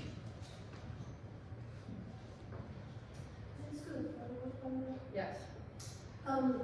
So I think I follow that because, you know, the native plants are replacing the ones you're killing. Does that same logic apply if we're spraying in the right of way? Or is that just constant? So right-of-way spaces and open space are anything that's along our roadways or where we walk or commute all the time. We are the vector for those invasive species. We bring them in, the birds bring them in, and they're going to be constant. They're always going to be coming back. So if I understand that, then your example of the 150, that doesn't apply. If we're spraying in the right of ways, 10 gallons, whatever, we're doing that every year. Correct. Okay. Because we're not replacing that. We're not replacing an invasive species with a native functioning ecosystem. We're maintaining the built environment, which is going to always have the human interaction with it that drives these invasive species. That's good. Making that clear. Yeah. Councilor Mestizo? Yeah, I think you answered my question that when you talk about synthetic herbicides, you're talking about Roundup for the most part, or are there other? Yeah, Roundup's just a trade name, but glyphosate is the product that we would be implementing. I was just trying to keep the transparency started from the very beginning. No, I appreciate that. Yeah, it's listed in the information as the only chemically synthetic herbicide that is on the list to use. Yeah, I have had my own battles with star thistle and blackberries and poison oak, and I tried just on my own properties, which was several acres, to very vigorously try to manually get rid of it, and I wound up with Roundup spot treating certain areas because I just couldn't keep up. So I appreciate what you guys are up against. Yeah, and I will say too, as a point of clarification, the glyphosate that we use doesn't have added adjuvants and stickers in it. It's just glyphosate. And so you can actually add products to any herbicide, whether it's organic or non-organic, that help the herbicide penetrate like the waxy leaf cuticle on a plant. And you can make it more persistent in the environment. Or you can just spray the straight glyphosate in the right conditions, which is between the hours of 6 o'clock in the morning, usually around 10 a.m. You don't want any wind speeds of excess of 5 to 10 miles per hour being the most. We never spray flowers. We never spray plants that we know are going to be visited by pollinators. So it's very specific, target applicated. I know way too much about weeds in naming plants, but it's actually quite difficult to go down into a restoration area like Bear Creek and be able to identify all of the plants that you're not targeting and just target specific invasive species. We're talking mostly about Himalayan blackberry, but there are also, I put in there a whole list of pretty severe invasive species that are choking out our waterways and causing a whole list of other issues, including like Japanese knotweed, the reed canary grass. Puncture vine is a really bad one. Puncture vine seeds they persist for 100 years in the soil, and they get stuck in your bike tires and in your tennis shoes and in your vehicle tires. And when you pull into the parking lot up there at the baseball fields, you pick up 100 seeds and you take them to your house. Like they'll stick in your tires and they come out, they're on your shoes, you take them into your lawn, and now you've spread puncture vine into your environment at home, and now you're gonna have to deal with it. Very hard plant to get rid of. Councilor Perry-Miller?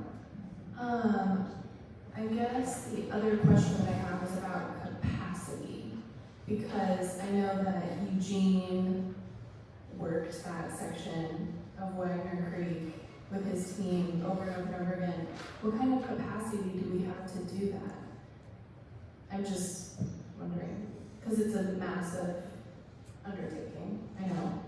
Yeah, so for majority of the restoration projects that we're doing on a large scale, all are likely to be contractor based. So us hiring, say, the Freshwater Trust, or hiring other contractors that specialize in the work, since we don't have the capacity in our own staff to be able to do that scale.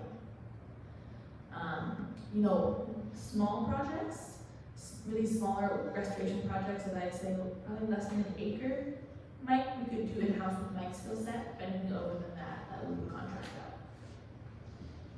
out. I will add to that though that as a public pesticide applicator, as long as I'm on staff, I will definitely be managing the applicators that are working for the contractor and making sure that they're educated to the plant species and the restoration efforts that we're trying to do.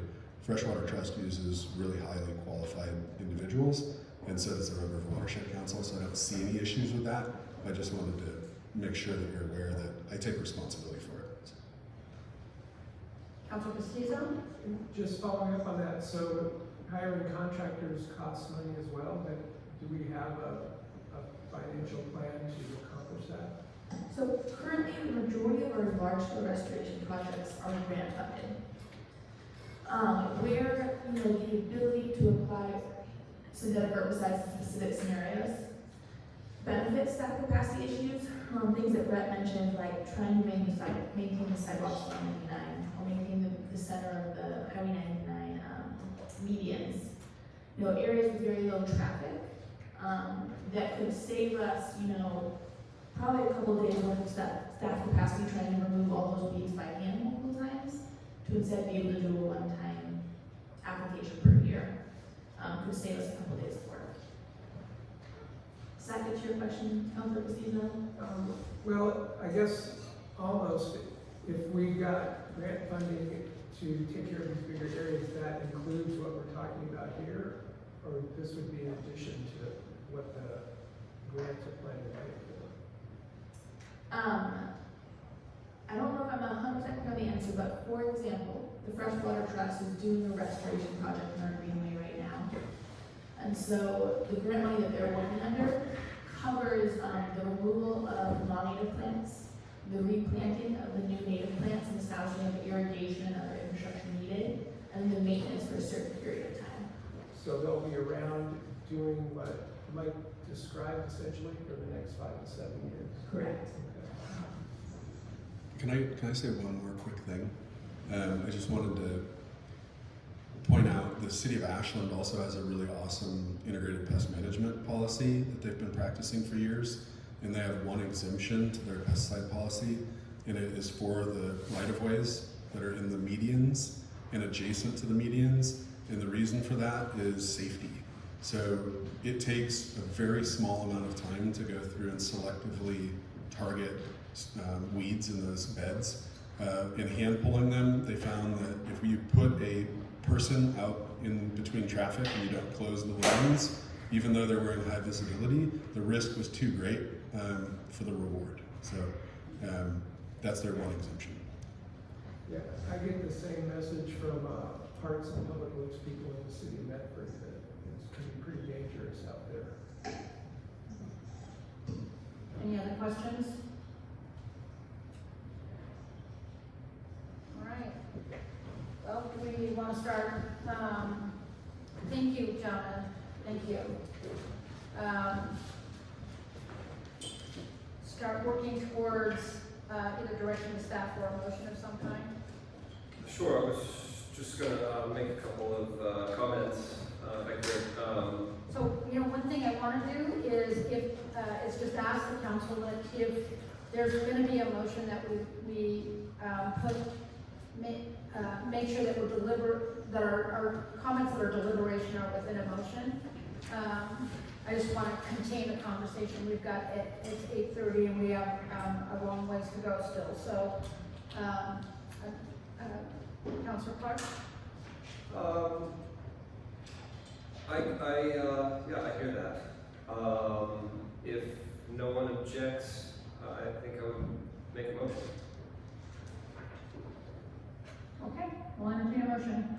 I move to direct staff to prepare an addendum to the city's integrated pest management policy for the council's consideration on April 5th.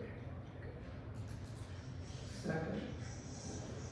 We have a motion and a second to approve, to direct staff to prepare an addendum to the city integrated pest management policy for the council's consideration on April 5th.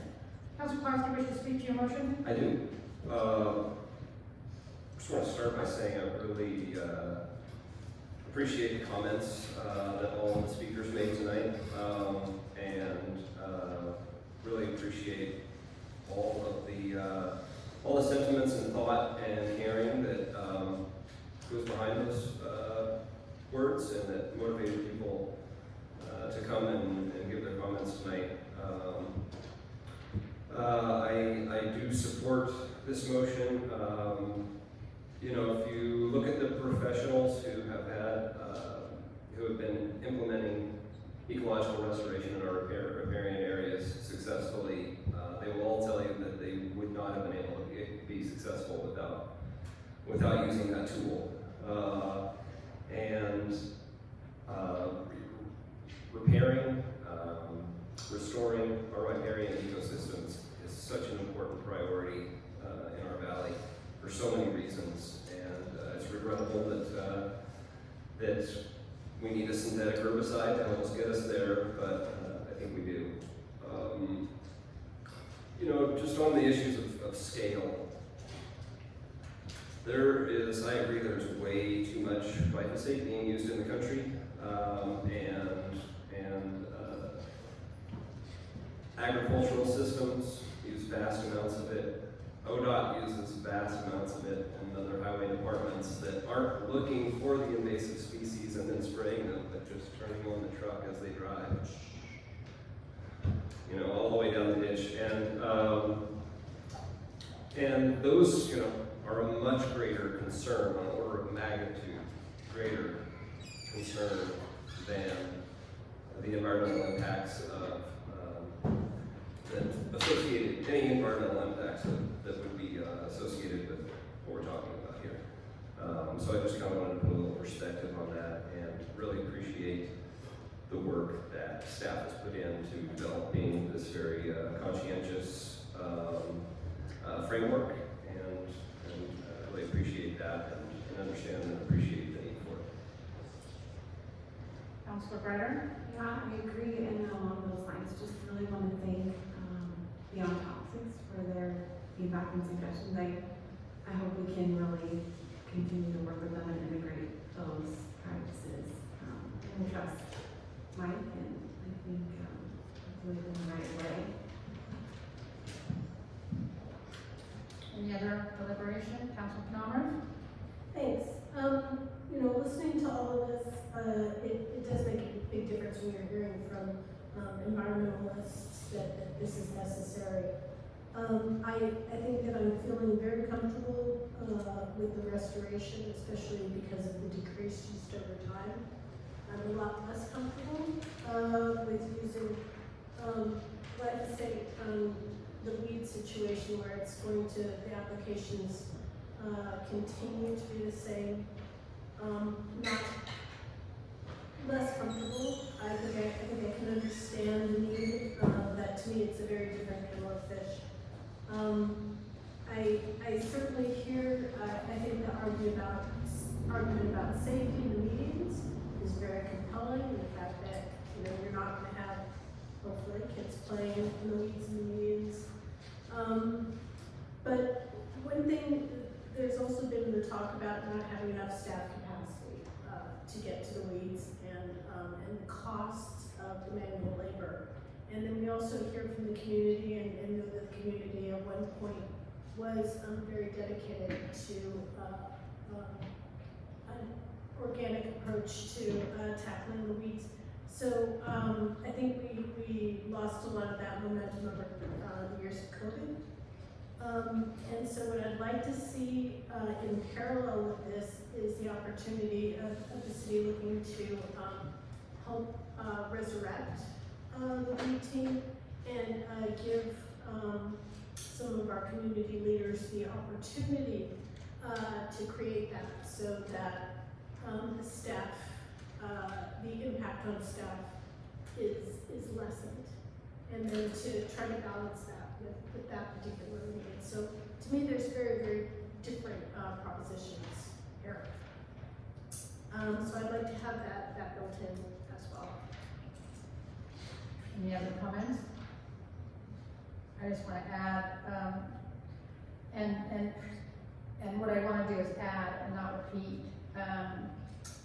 I appreciate the need for this, and were it not for the Eugene Moore presentation, I probably would feel differently about it. But results matter and outcomes matter, and this community has an incredibly big problem with Blackberry. I want to add to the comments about restoration versus maintenance. And what I would hope that we get out in the April 5th addendum would be an addendum that addresses the restoration with really clear definitions and criteria and timeframes. Obviously, timeframes that would make it successful. I would hate for us to be so be overly concerned to the point that we would start something that wasn't successful in the end. So, but you know, to the best degree possible, I take the comments that Beyond Toxics made seriously. I'm just not certain that those are the timeframes, and I would leave it to the addendum coming in to have that discussion. But as far as maintenance goes, personally, I'd like to see something that was short, like maybe dealt with catching us up in 2023 and allowing our committees and commissions to revisit our IPM policy and look for maintenance solutions, look at maintenance solutions again. It's fair to our, it would be fair to our public works department to be able to come back to the table with the people that wrote the policy, or people like that, to be able to report out how it's worked so far, what are, you know, what have been the outcomes, and what did we learn, and then make the adjustments as a team of residents and staff. But I also appreciate the point that we are in the weeds big time, and we need to catch up. So I would hope that, again, some sort of like, you know, this is what we're going to do for 2023, and we're going to visit amending the policy as we go along for long-term maintenance. Yeah, those are my thoughts. Councilor Perry Miller and then Councilor Byers. I really like all of those things that the mayor just said. I am struggling with this. It feels like a terrible position for all of us to be put in, to have to weigh the pros and cons of fire versus pesticides and, herbicides. And yeah, it's tough. I like the idea of having a plan that is a timeline, like a strategic plan, like a 10-year plan, and I'd love it if we could look at it every year. Love the idea of having the community come back together and have this be something that they can champion, rather than us having to make a decision based on us all being in a tight spot.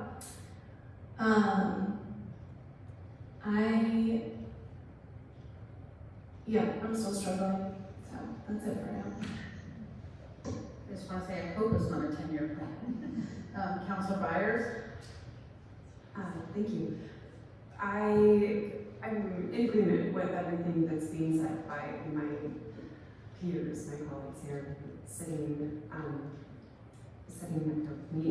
But I'm also really taking away the discussion of restoration, the idea of replacing these invasive, problematic species of plant life with something that is actually beneficial in one way or another and is native to this area. And I would be curious to see if there are options for some other areas where we're having weed control issues to consider what we could restore those places with, or replace those places, the weeds that are growing there with, or adjust the growing conditions enough by other things being planted there to make it harder for the current situation to be an ongoing struggle that we're dealing with for years.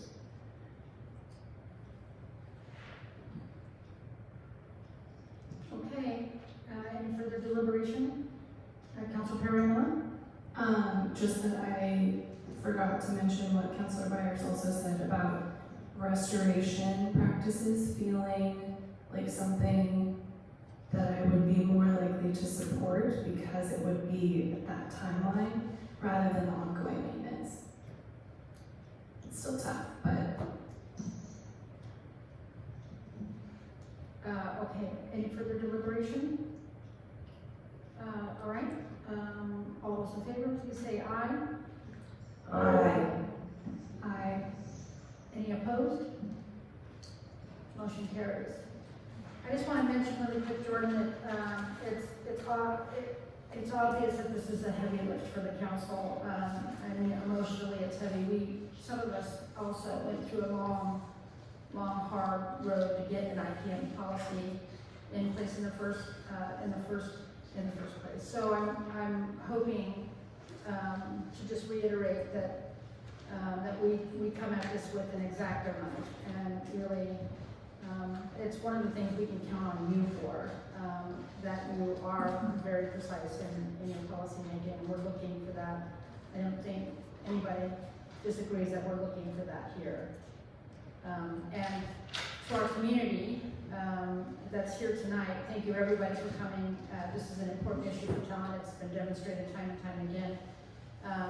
I'm proud of the work that we've done and the amount of glyphosate that we haven't used over the years. But I do think that I support the council in their decision tonight, and I know that we'll do the very best we can moving forward. I have a lot of confidence in your team, and do the very best we can to mitigate this as much as we possibly can. Councilor Namrith, we're going to take a 5-minute break? Yeah, okay.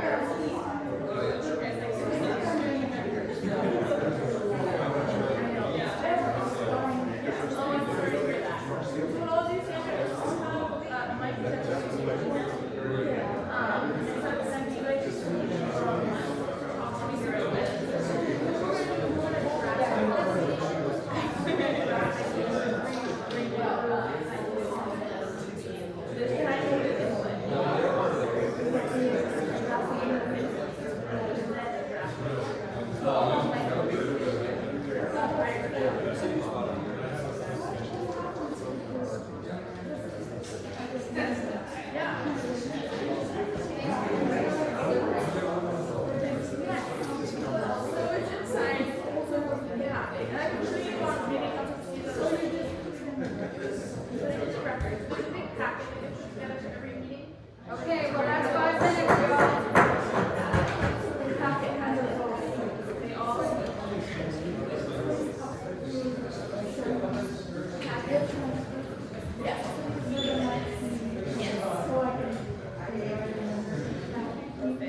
Thank you, Sandra.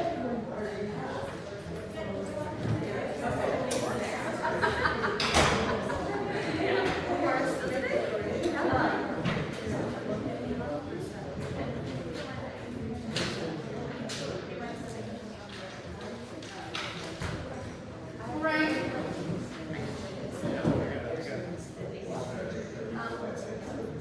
We're on the second grade, so everyone be able to reach back and have dates to next day. Okay, no problem. Sounds good.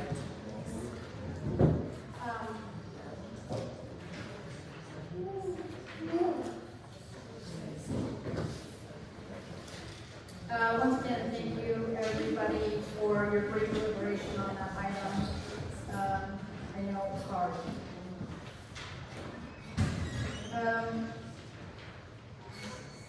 So the next item on the agenda is item 8.2, Resolution 2023-059-R, certifying the ballot title challenge process is complete and approving the final ballot title and accompanying explanatory statement. Staff? The ballot title that you approved, I think it was in the January meeting, I'm not sure of the dates now. It included the caption, a question, and then a summary. You approved a summary and then submitted that to the Elections Division of the county. And that summary was challenged in an appeal to the circuit court. We presented what we thought was a compromise to try to address some of the issues raised by the appellant in that case. And the judge accepted that compromise version with one sentence addition that is now included in the material before you. It's not on, I don't know how to show it on the screen, so, but I think you have a paper version. And that has been certified by the Circuit Court for Jackson County to comply with state law. So now, for you to proceed, you need to also certify that the appeal challenge has been completed. What you have shows that it was signed by the circuit court judge. And this resolution then is I guess the final step before sending it to the Elections Division, which needs to happen tomorrow, or we miss the date for the May election. We have a question. My question is, Did any of the changes substantively change, the plan? No, certainly they didn't address, didn't make any changes to the plan at all. Some of the language did make clear that there are impacts to the other taxing districts. And we had to reduce some words in order to make that, give more room for that. But I think it's fair to say it's an objective summary of what this plan would do, what the early renewal would do.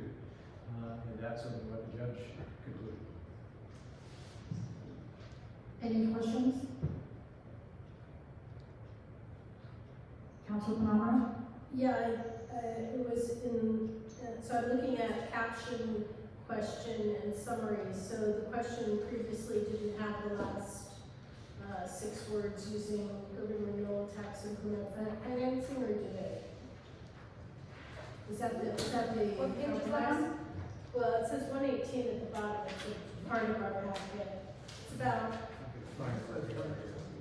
It's about 8 pages into the, what we're handed.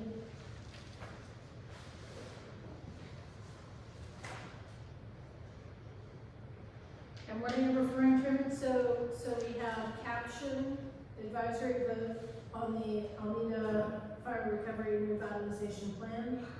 Question, should Talent implement the Almeda Fire Recovery and Revitalization Plan using urban renewal tax increment financing? And my question was that part of your question before, was that what was added? No, that's. The only change that was made was to the summary section. Oh, okay, great. And I maybe said that, Dave, and I just missed it.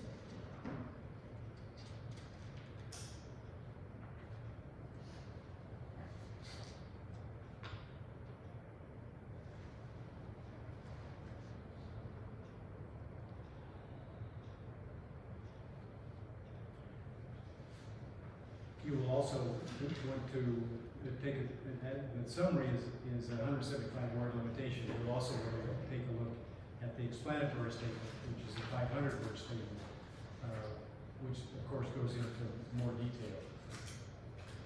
But the explanatory statement was not part of this challenge. It was only the summary statement that was. And the sentence, thank you. The sentence that was added in the summary, there were a number of changes, and again, to make room for some of these changes, but the substantive sentence that was added was in the second to last sentence of the second paragraph, where it says tax increment financing will affect other taxing districts. And then the detail on that is provided in the explanatory statement. Council Palmer? Is there a difference between what's on page 118 and what's on page 120? I hope not. Okay. There's not supposed to be. Okay, it wasn't like the before and after. No, they were the same. Yeah, sorry.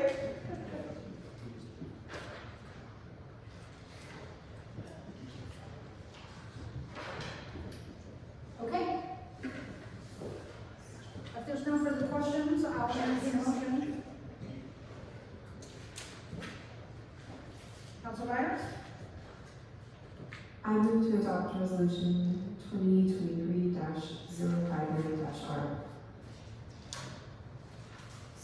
We have a motion and a second to adopt resolution 2023-059-R. Any discussion? Seeing none. Oh, I just want to say this was a hard task, and I think it reads very accurately, and I just want to thank Jordan and Dave and staff for doing a good job. Do you want to speak to your motion? I absolutely agree with what Councilor Palmer said. I was thinking that as I was reading it. Well done. Thank you. Any further discussion? All those in favor, please say aye. Aye. Any opposed? Motion carries. So not to be kind of a hard guy, but one of the things I'm going to be working on at the planning commission is just trying to tighten up procedure a little bit. And I want to try to get our deliberations as deliberations, and then just any other comments, questions, or even thank yous outside of deliberation, if I could ask the council to start focusing on that a little bit. And I'm certainly going to ask the planning commission to do the same. So, thank you for giving me a second. I probably could have waited to say that at another time, but you all understand. Item 8.3, resolution 2023-060-R on amending water rates in the city of Talent. Staff report. Yes, this was a topic discussed at our last meeting. Medford Water Commission has raised both rates as charged the city for purchase of wholesale water. And so we have, through this resolution, incorporated that increase in wholesale costs into the city water rates. And I just want to emphasize for you all, the previous ordinance that established our water rate schedule had annual updates to our water rates, and so this resolution continues what those regular updates were. Council Myers. Is it picking up where the last update was, or is it picking up for the time lost between the last update and now? I don't think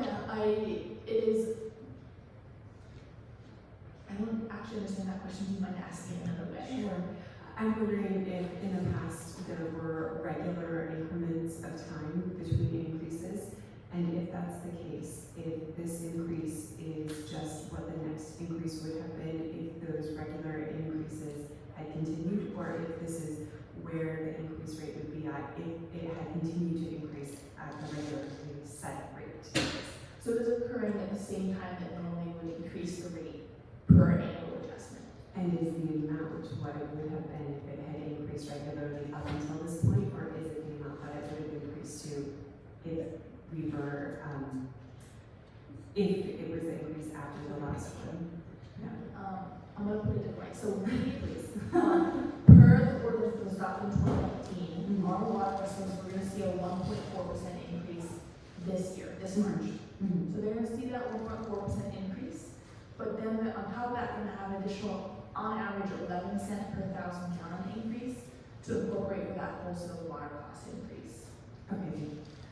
And then the increase will occur in net March of next year for the other plan, 1.4% increase.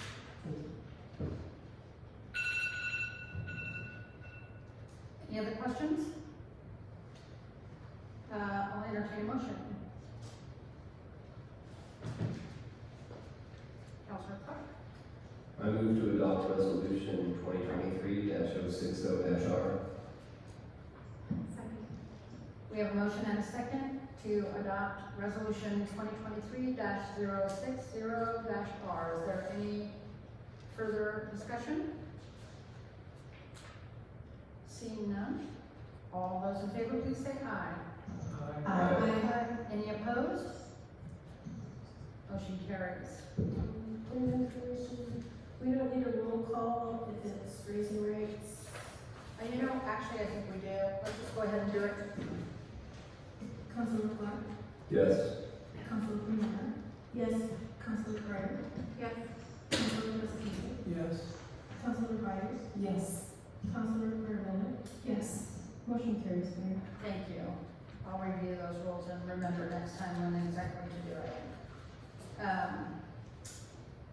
The next item on the agenda is discussion on rebuild. Oh, I just wanted to mention after the fact, I like the idea that when we get the wholesale water rate increases, that we incorporate them with regular increases. I know that they're not as frequent as our 1.4 per year, but I think it was Councilor Knobert who made this point at the last meeting that, you know, bunched together, they make, you know, sense. And I would love to see something in the flash about that, about the increase in the rate down of it. Okay, so, item 8.4 is discussion of rebuild policy regarding time frame for allowing non-conforming structures related to the rebuild. Staff report? Yeah, so I'm gonna go ahead and give a staff report of progress made, discussion points, and I believe there's some folks in the audience tonight here as well. But I'll give you the takeaway is that there is no easy answer to this, and the more research we do, the more we find there is little to no consistency in how jurisdictions define their policy. And so as Dave, Chris, and I were trying to write the presentation tonight, we realized that a study session is really the right situation for us to workshop together and along with community members to figure out what's right for talent, since there's no clear benchmarks out there. So that being the takeaway, and I'll give you all of that context. So you all, City Council, we recognize that we have a part of our code that defines if the structure is 75% destroyed in a calamity, that it must rebuild conforming with current zoning code. Post-Almeda fire, this significantly impacted single-family homes in high-density residential areas.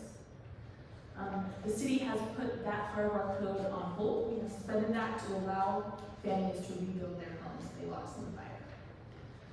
Council, back in December, you all gave direction to staff to look at changing that code so that folks who are rebuilding currently from the Almeda fire have clearer timelines they're facing, as well as in the event of a new disaster, which we hopefully never face, we will have clear use of community to help us with our rebuild. We are looking at a policy that defines exactly the time period at which we will allow non-conforming structures to be rebuilt. And that was the discussion we last had back in January. So now we're at the decision point of how long of a period of time do we feel is appropriate to allow non-conforming structures to rebuild. In our research, we found there were some other questions that we'll want to answer along the way, such as how do we define destroyed? This varies a lot across communities. It ranges from 50% destroyed via assessed value to 75% destroyed based off real market value. The other big question is what types of structures do we want this policy to apply to? Is this only for single-family homes? Is this also going to include commercials or city structures that aren't residence or commercials like a shed? And then, of course, the question of what is appropriate time before reconstruction? So once again, there's little to no consistency or guidelines for us to follow to look at best practices. So it's going to be a much more in-depth conversation organically amongst all of us, as well as those who are currently impacted by the fire and rebuilding, to be able to figure out what the right standards for talent are. So that's why, my request is also, it's 9 p.m. I know we're all lagging a bit with daylight savings time, to move this to the April 5th study session along with council goals, so that we can give notice out to folks to attend and join in the workshop. But also welcome folks to speak tonight if they have ideas or thoughts that we can do between now and then as well. So, are you thinking to put this on the same evening as council goals? Yeah. Council goals should probably take about 20 minutes.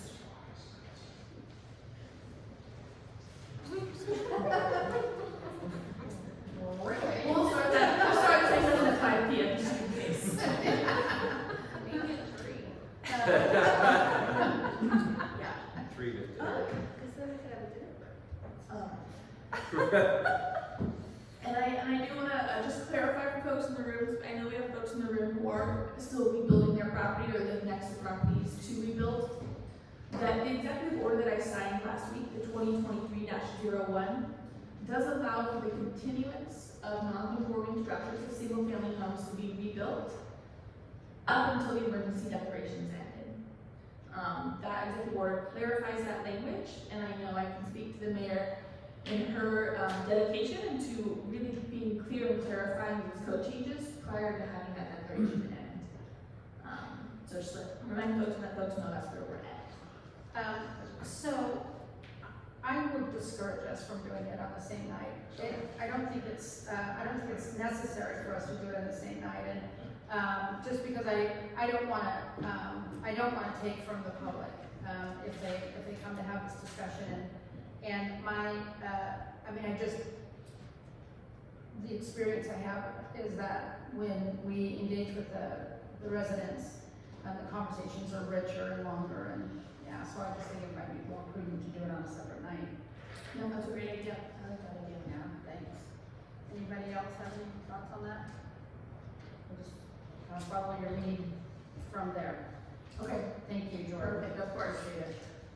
And I want to give a big shout out to David Biston, who's been doing a lot of research to see what other jurisdictions do. Yeah, great, thank you. Thank you, Dave. Okay, do you need anything else on that item? No, thank you. All right. The next item is 8.5, planning meetings. I'm gonna go ahead and just take this one, because I added it to the agenda. Just really quickly, the history is that, I think it was in December, I don't think it matters, I get the date exactly right, but the December or January discussion at the planning commission meeting was, do we have our meetings in Zoom or in live? And really, after a lot of discussion, I think sort of split in opinion, the vote carried to do it by Zoom. I mean, I think ultimately what they really want is a hybrid meeting. And my feedback on that is that that's yet to be seen. But the Zoom meetings are making it super challenging doing land use and for the chair to participate and run a meeting. And so just after the last meeting, which was a difficult meeting, the chair and reached out to me and asked for us to reconsider for the matter to be reconsidered, and just felt a real sense of urgency about that. And so I sent in an email to the city manager shortly after that, it was right after that, just echoing the same concerns. And really, I can relate, somebody who tried to run meetings and it just makes it so hard to participate and stay clear. And anyway, the point I want to get to is that, the question is, do we take the matter up with the council, or do we take the matter up with the planning commission? And I'm gonna recommend that we take the matter up here tonight, but before I do, I want to offer you some context. I don't feel comfortable ever pulling decisions off of a committee or commission desk and bringing it to the council. This took place, the vote to do Zoom meetings took place recently. And there's an element of this that feels a little bit like overriding their decision. But in this case, and I think in the entire time I've been at the seat, we've never done this as mayor. I can't remember before then, but in this case, I have a really logical and important discussion with the chair about it. I have heard from a commissioner who are echoing the same, and I was there during the discussions, and really what they want more than anything ultimately is a hybrid meeting. And if it's going to work better, or we can change it now, there's no reason not to do it. I just don't think there's going to be any blowback from it. And again, I wouldn't ask the council to do this, but I just think that given all the conditions that have come about in the course of the last month, this just makes more sense that the next meeting be a live meeting and it's live moving forward. It's just really difficult. So I consulted with Jordan about it. I've consulted with my fellow ex officio member about it. My understanding is staff is in alignment with this thought process and taking care of it here now. And so I'm going to ask the council to give us a motion to change the planning commission meetings to a live meeting rather than a Zoom meeting. Councilor Knopper? I move to direct planning commission meetings to be in person. Second. We have a motion and a second to direct planning commission meetings to be in person. Is there any further discussion? Hearing none, I'm sorry, Councilor Cardinals? Just speaking as someone who was in only Zoom meetings for their first 2 years of being on council, they don't know what they're missing. It's so great being in person compared to Zoom.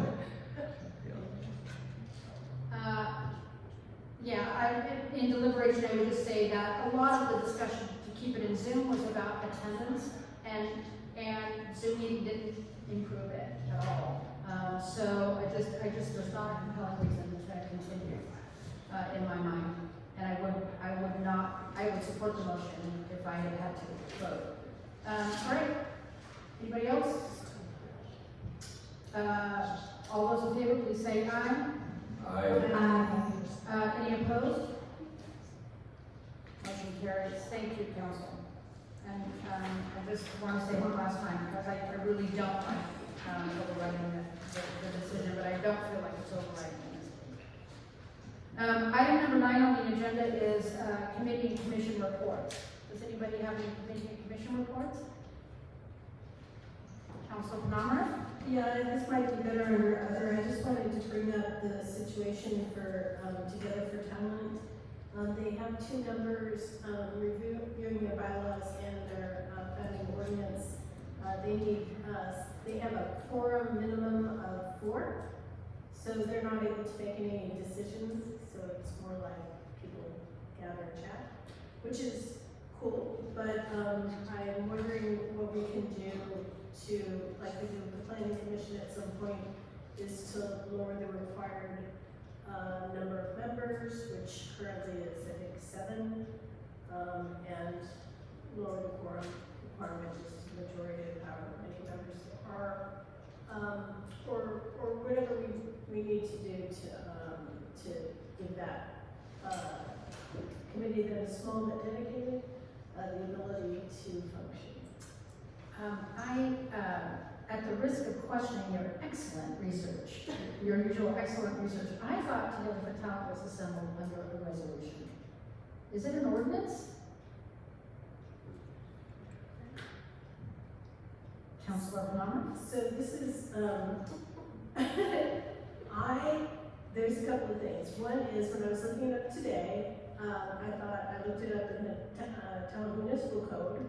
I thought I saw a reference to ordinance with the word ordinance. It might be right. I just recall that it was a resolution. I also remember reading something that Together for Talent didn't have those kinds of restrictions in terms of number and in terms of whether you had to be a resident and all of this stuff. And I don't know if I just drew that whole thing. That sounds like fantasizing. It was a very lucid dream. Jordan? Yes, maybe there's a resolution floating around somewhere. I will clarify, it was by ordinance. Oh, wow. Okay, so that's a little more complicated, right, to address. Well, you know what I would, my thought is that we've long been trying to get the bylaws all lined up together, so maybe this is one, maybe this is a reason to go out, to work on Together for Talent first, and then start to work on kind of standards that each set of bylaws would have. Do you want to try to get that on a future agenda? Yeah, that would be great. Jordan, is that on your radar? Yeah, you and I will work together on that draft initiative and do that. Absolutely. Thanks. Thank you, Eleanor. Are there any other committee or commission reports? I just want to mention that the last planning meeting, they passed the design for Talent Maker City. After some design changes, which give it more of an old town look, which I thought was beautiful. And then yes, they continue to matter regarding a variance on setbacks for porches at Oak Valley. So I think they will take a motion as their first order of business in the next meeting. I think that was just about it. Any, Councilor Clark? Yeah, Talent Urban Forestry Committee has been working on making plans for Arbor Day, which is going to be before our next regular meeting. So please it's my last chance, maybe in person, to excuse me, encourage you to come out and join us on April 1st. Almost plant some trees. We're also working on trying to figure out all the places where we're going to plant 1,088 trees funded by OWEB, which is a wonderful problem to have. That's awesome. I just want to mention also that the Town Business Alliance held a strategic planning. We sent in some of the raw data into the city, and hopefully that will start a conversation with city manager and mayor, and anybody else who wants to join the conversation about reforming the Economic Development Commission. Yeah, along with Element E in the comp plan. All right.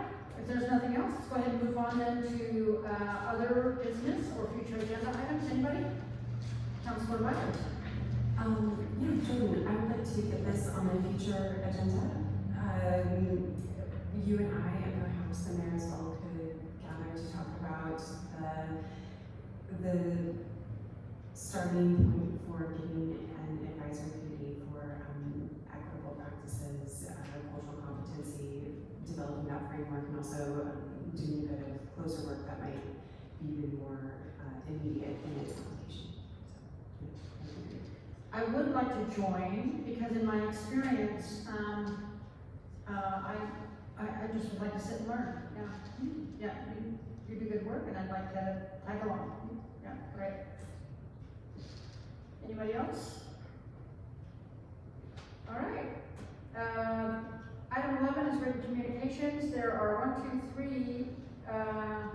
3 letters on the UGB amendment, which became item 8. No, that was in unfinished business. My apologies. And then there are 4 letters on the IPM, and then 1 letter on item what was formerly 8.1 is now 8.2. So, and with that, if there's nothing else, I'll go ahead and adjourn this meeting at 9:19. Thank you, everybody.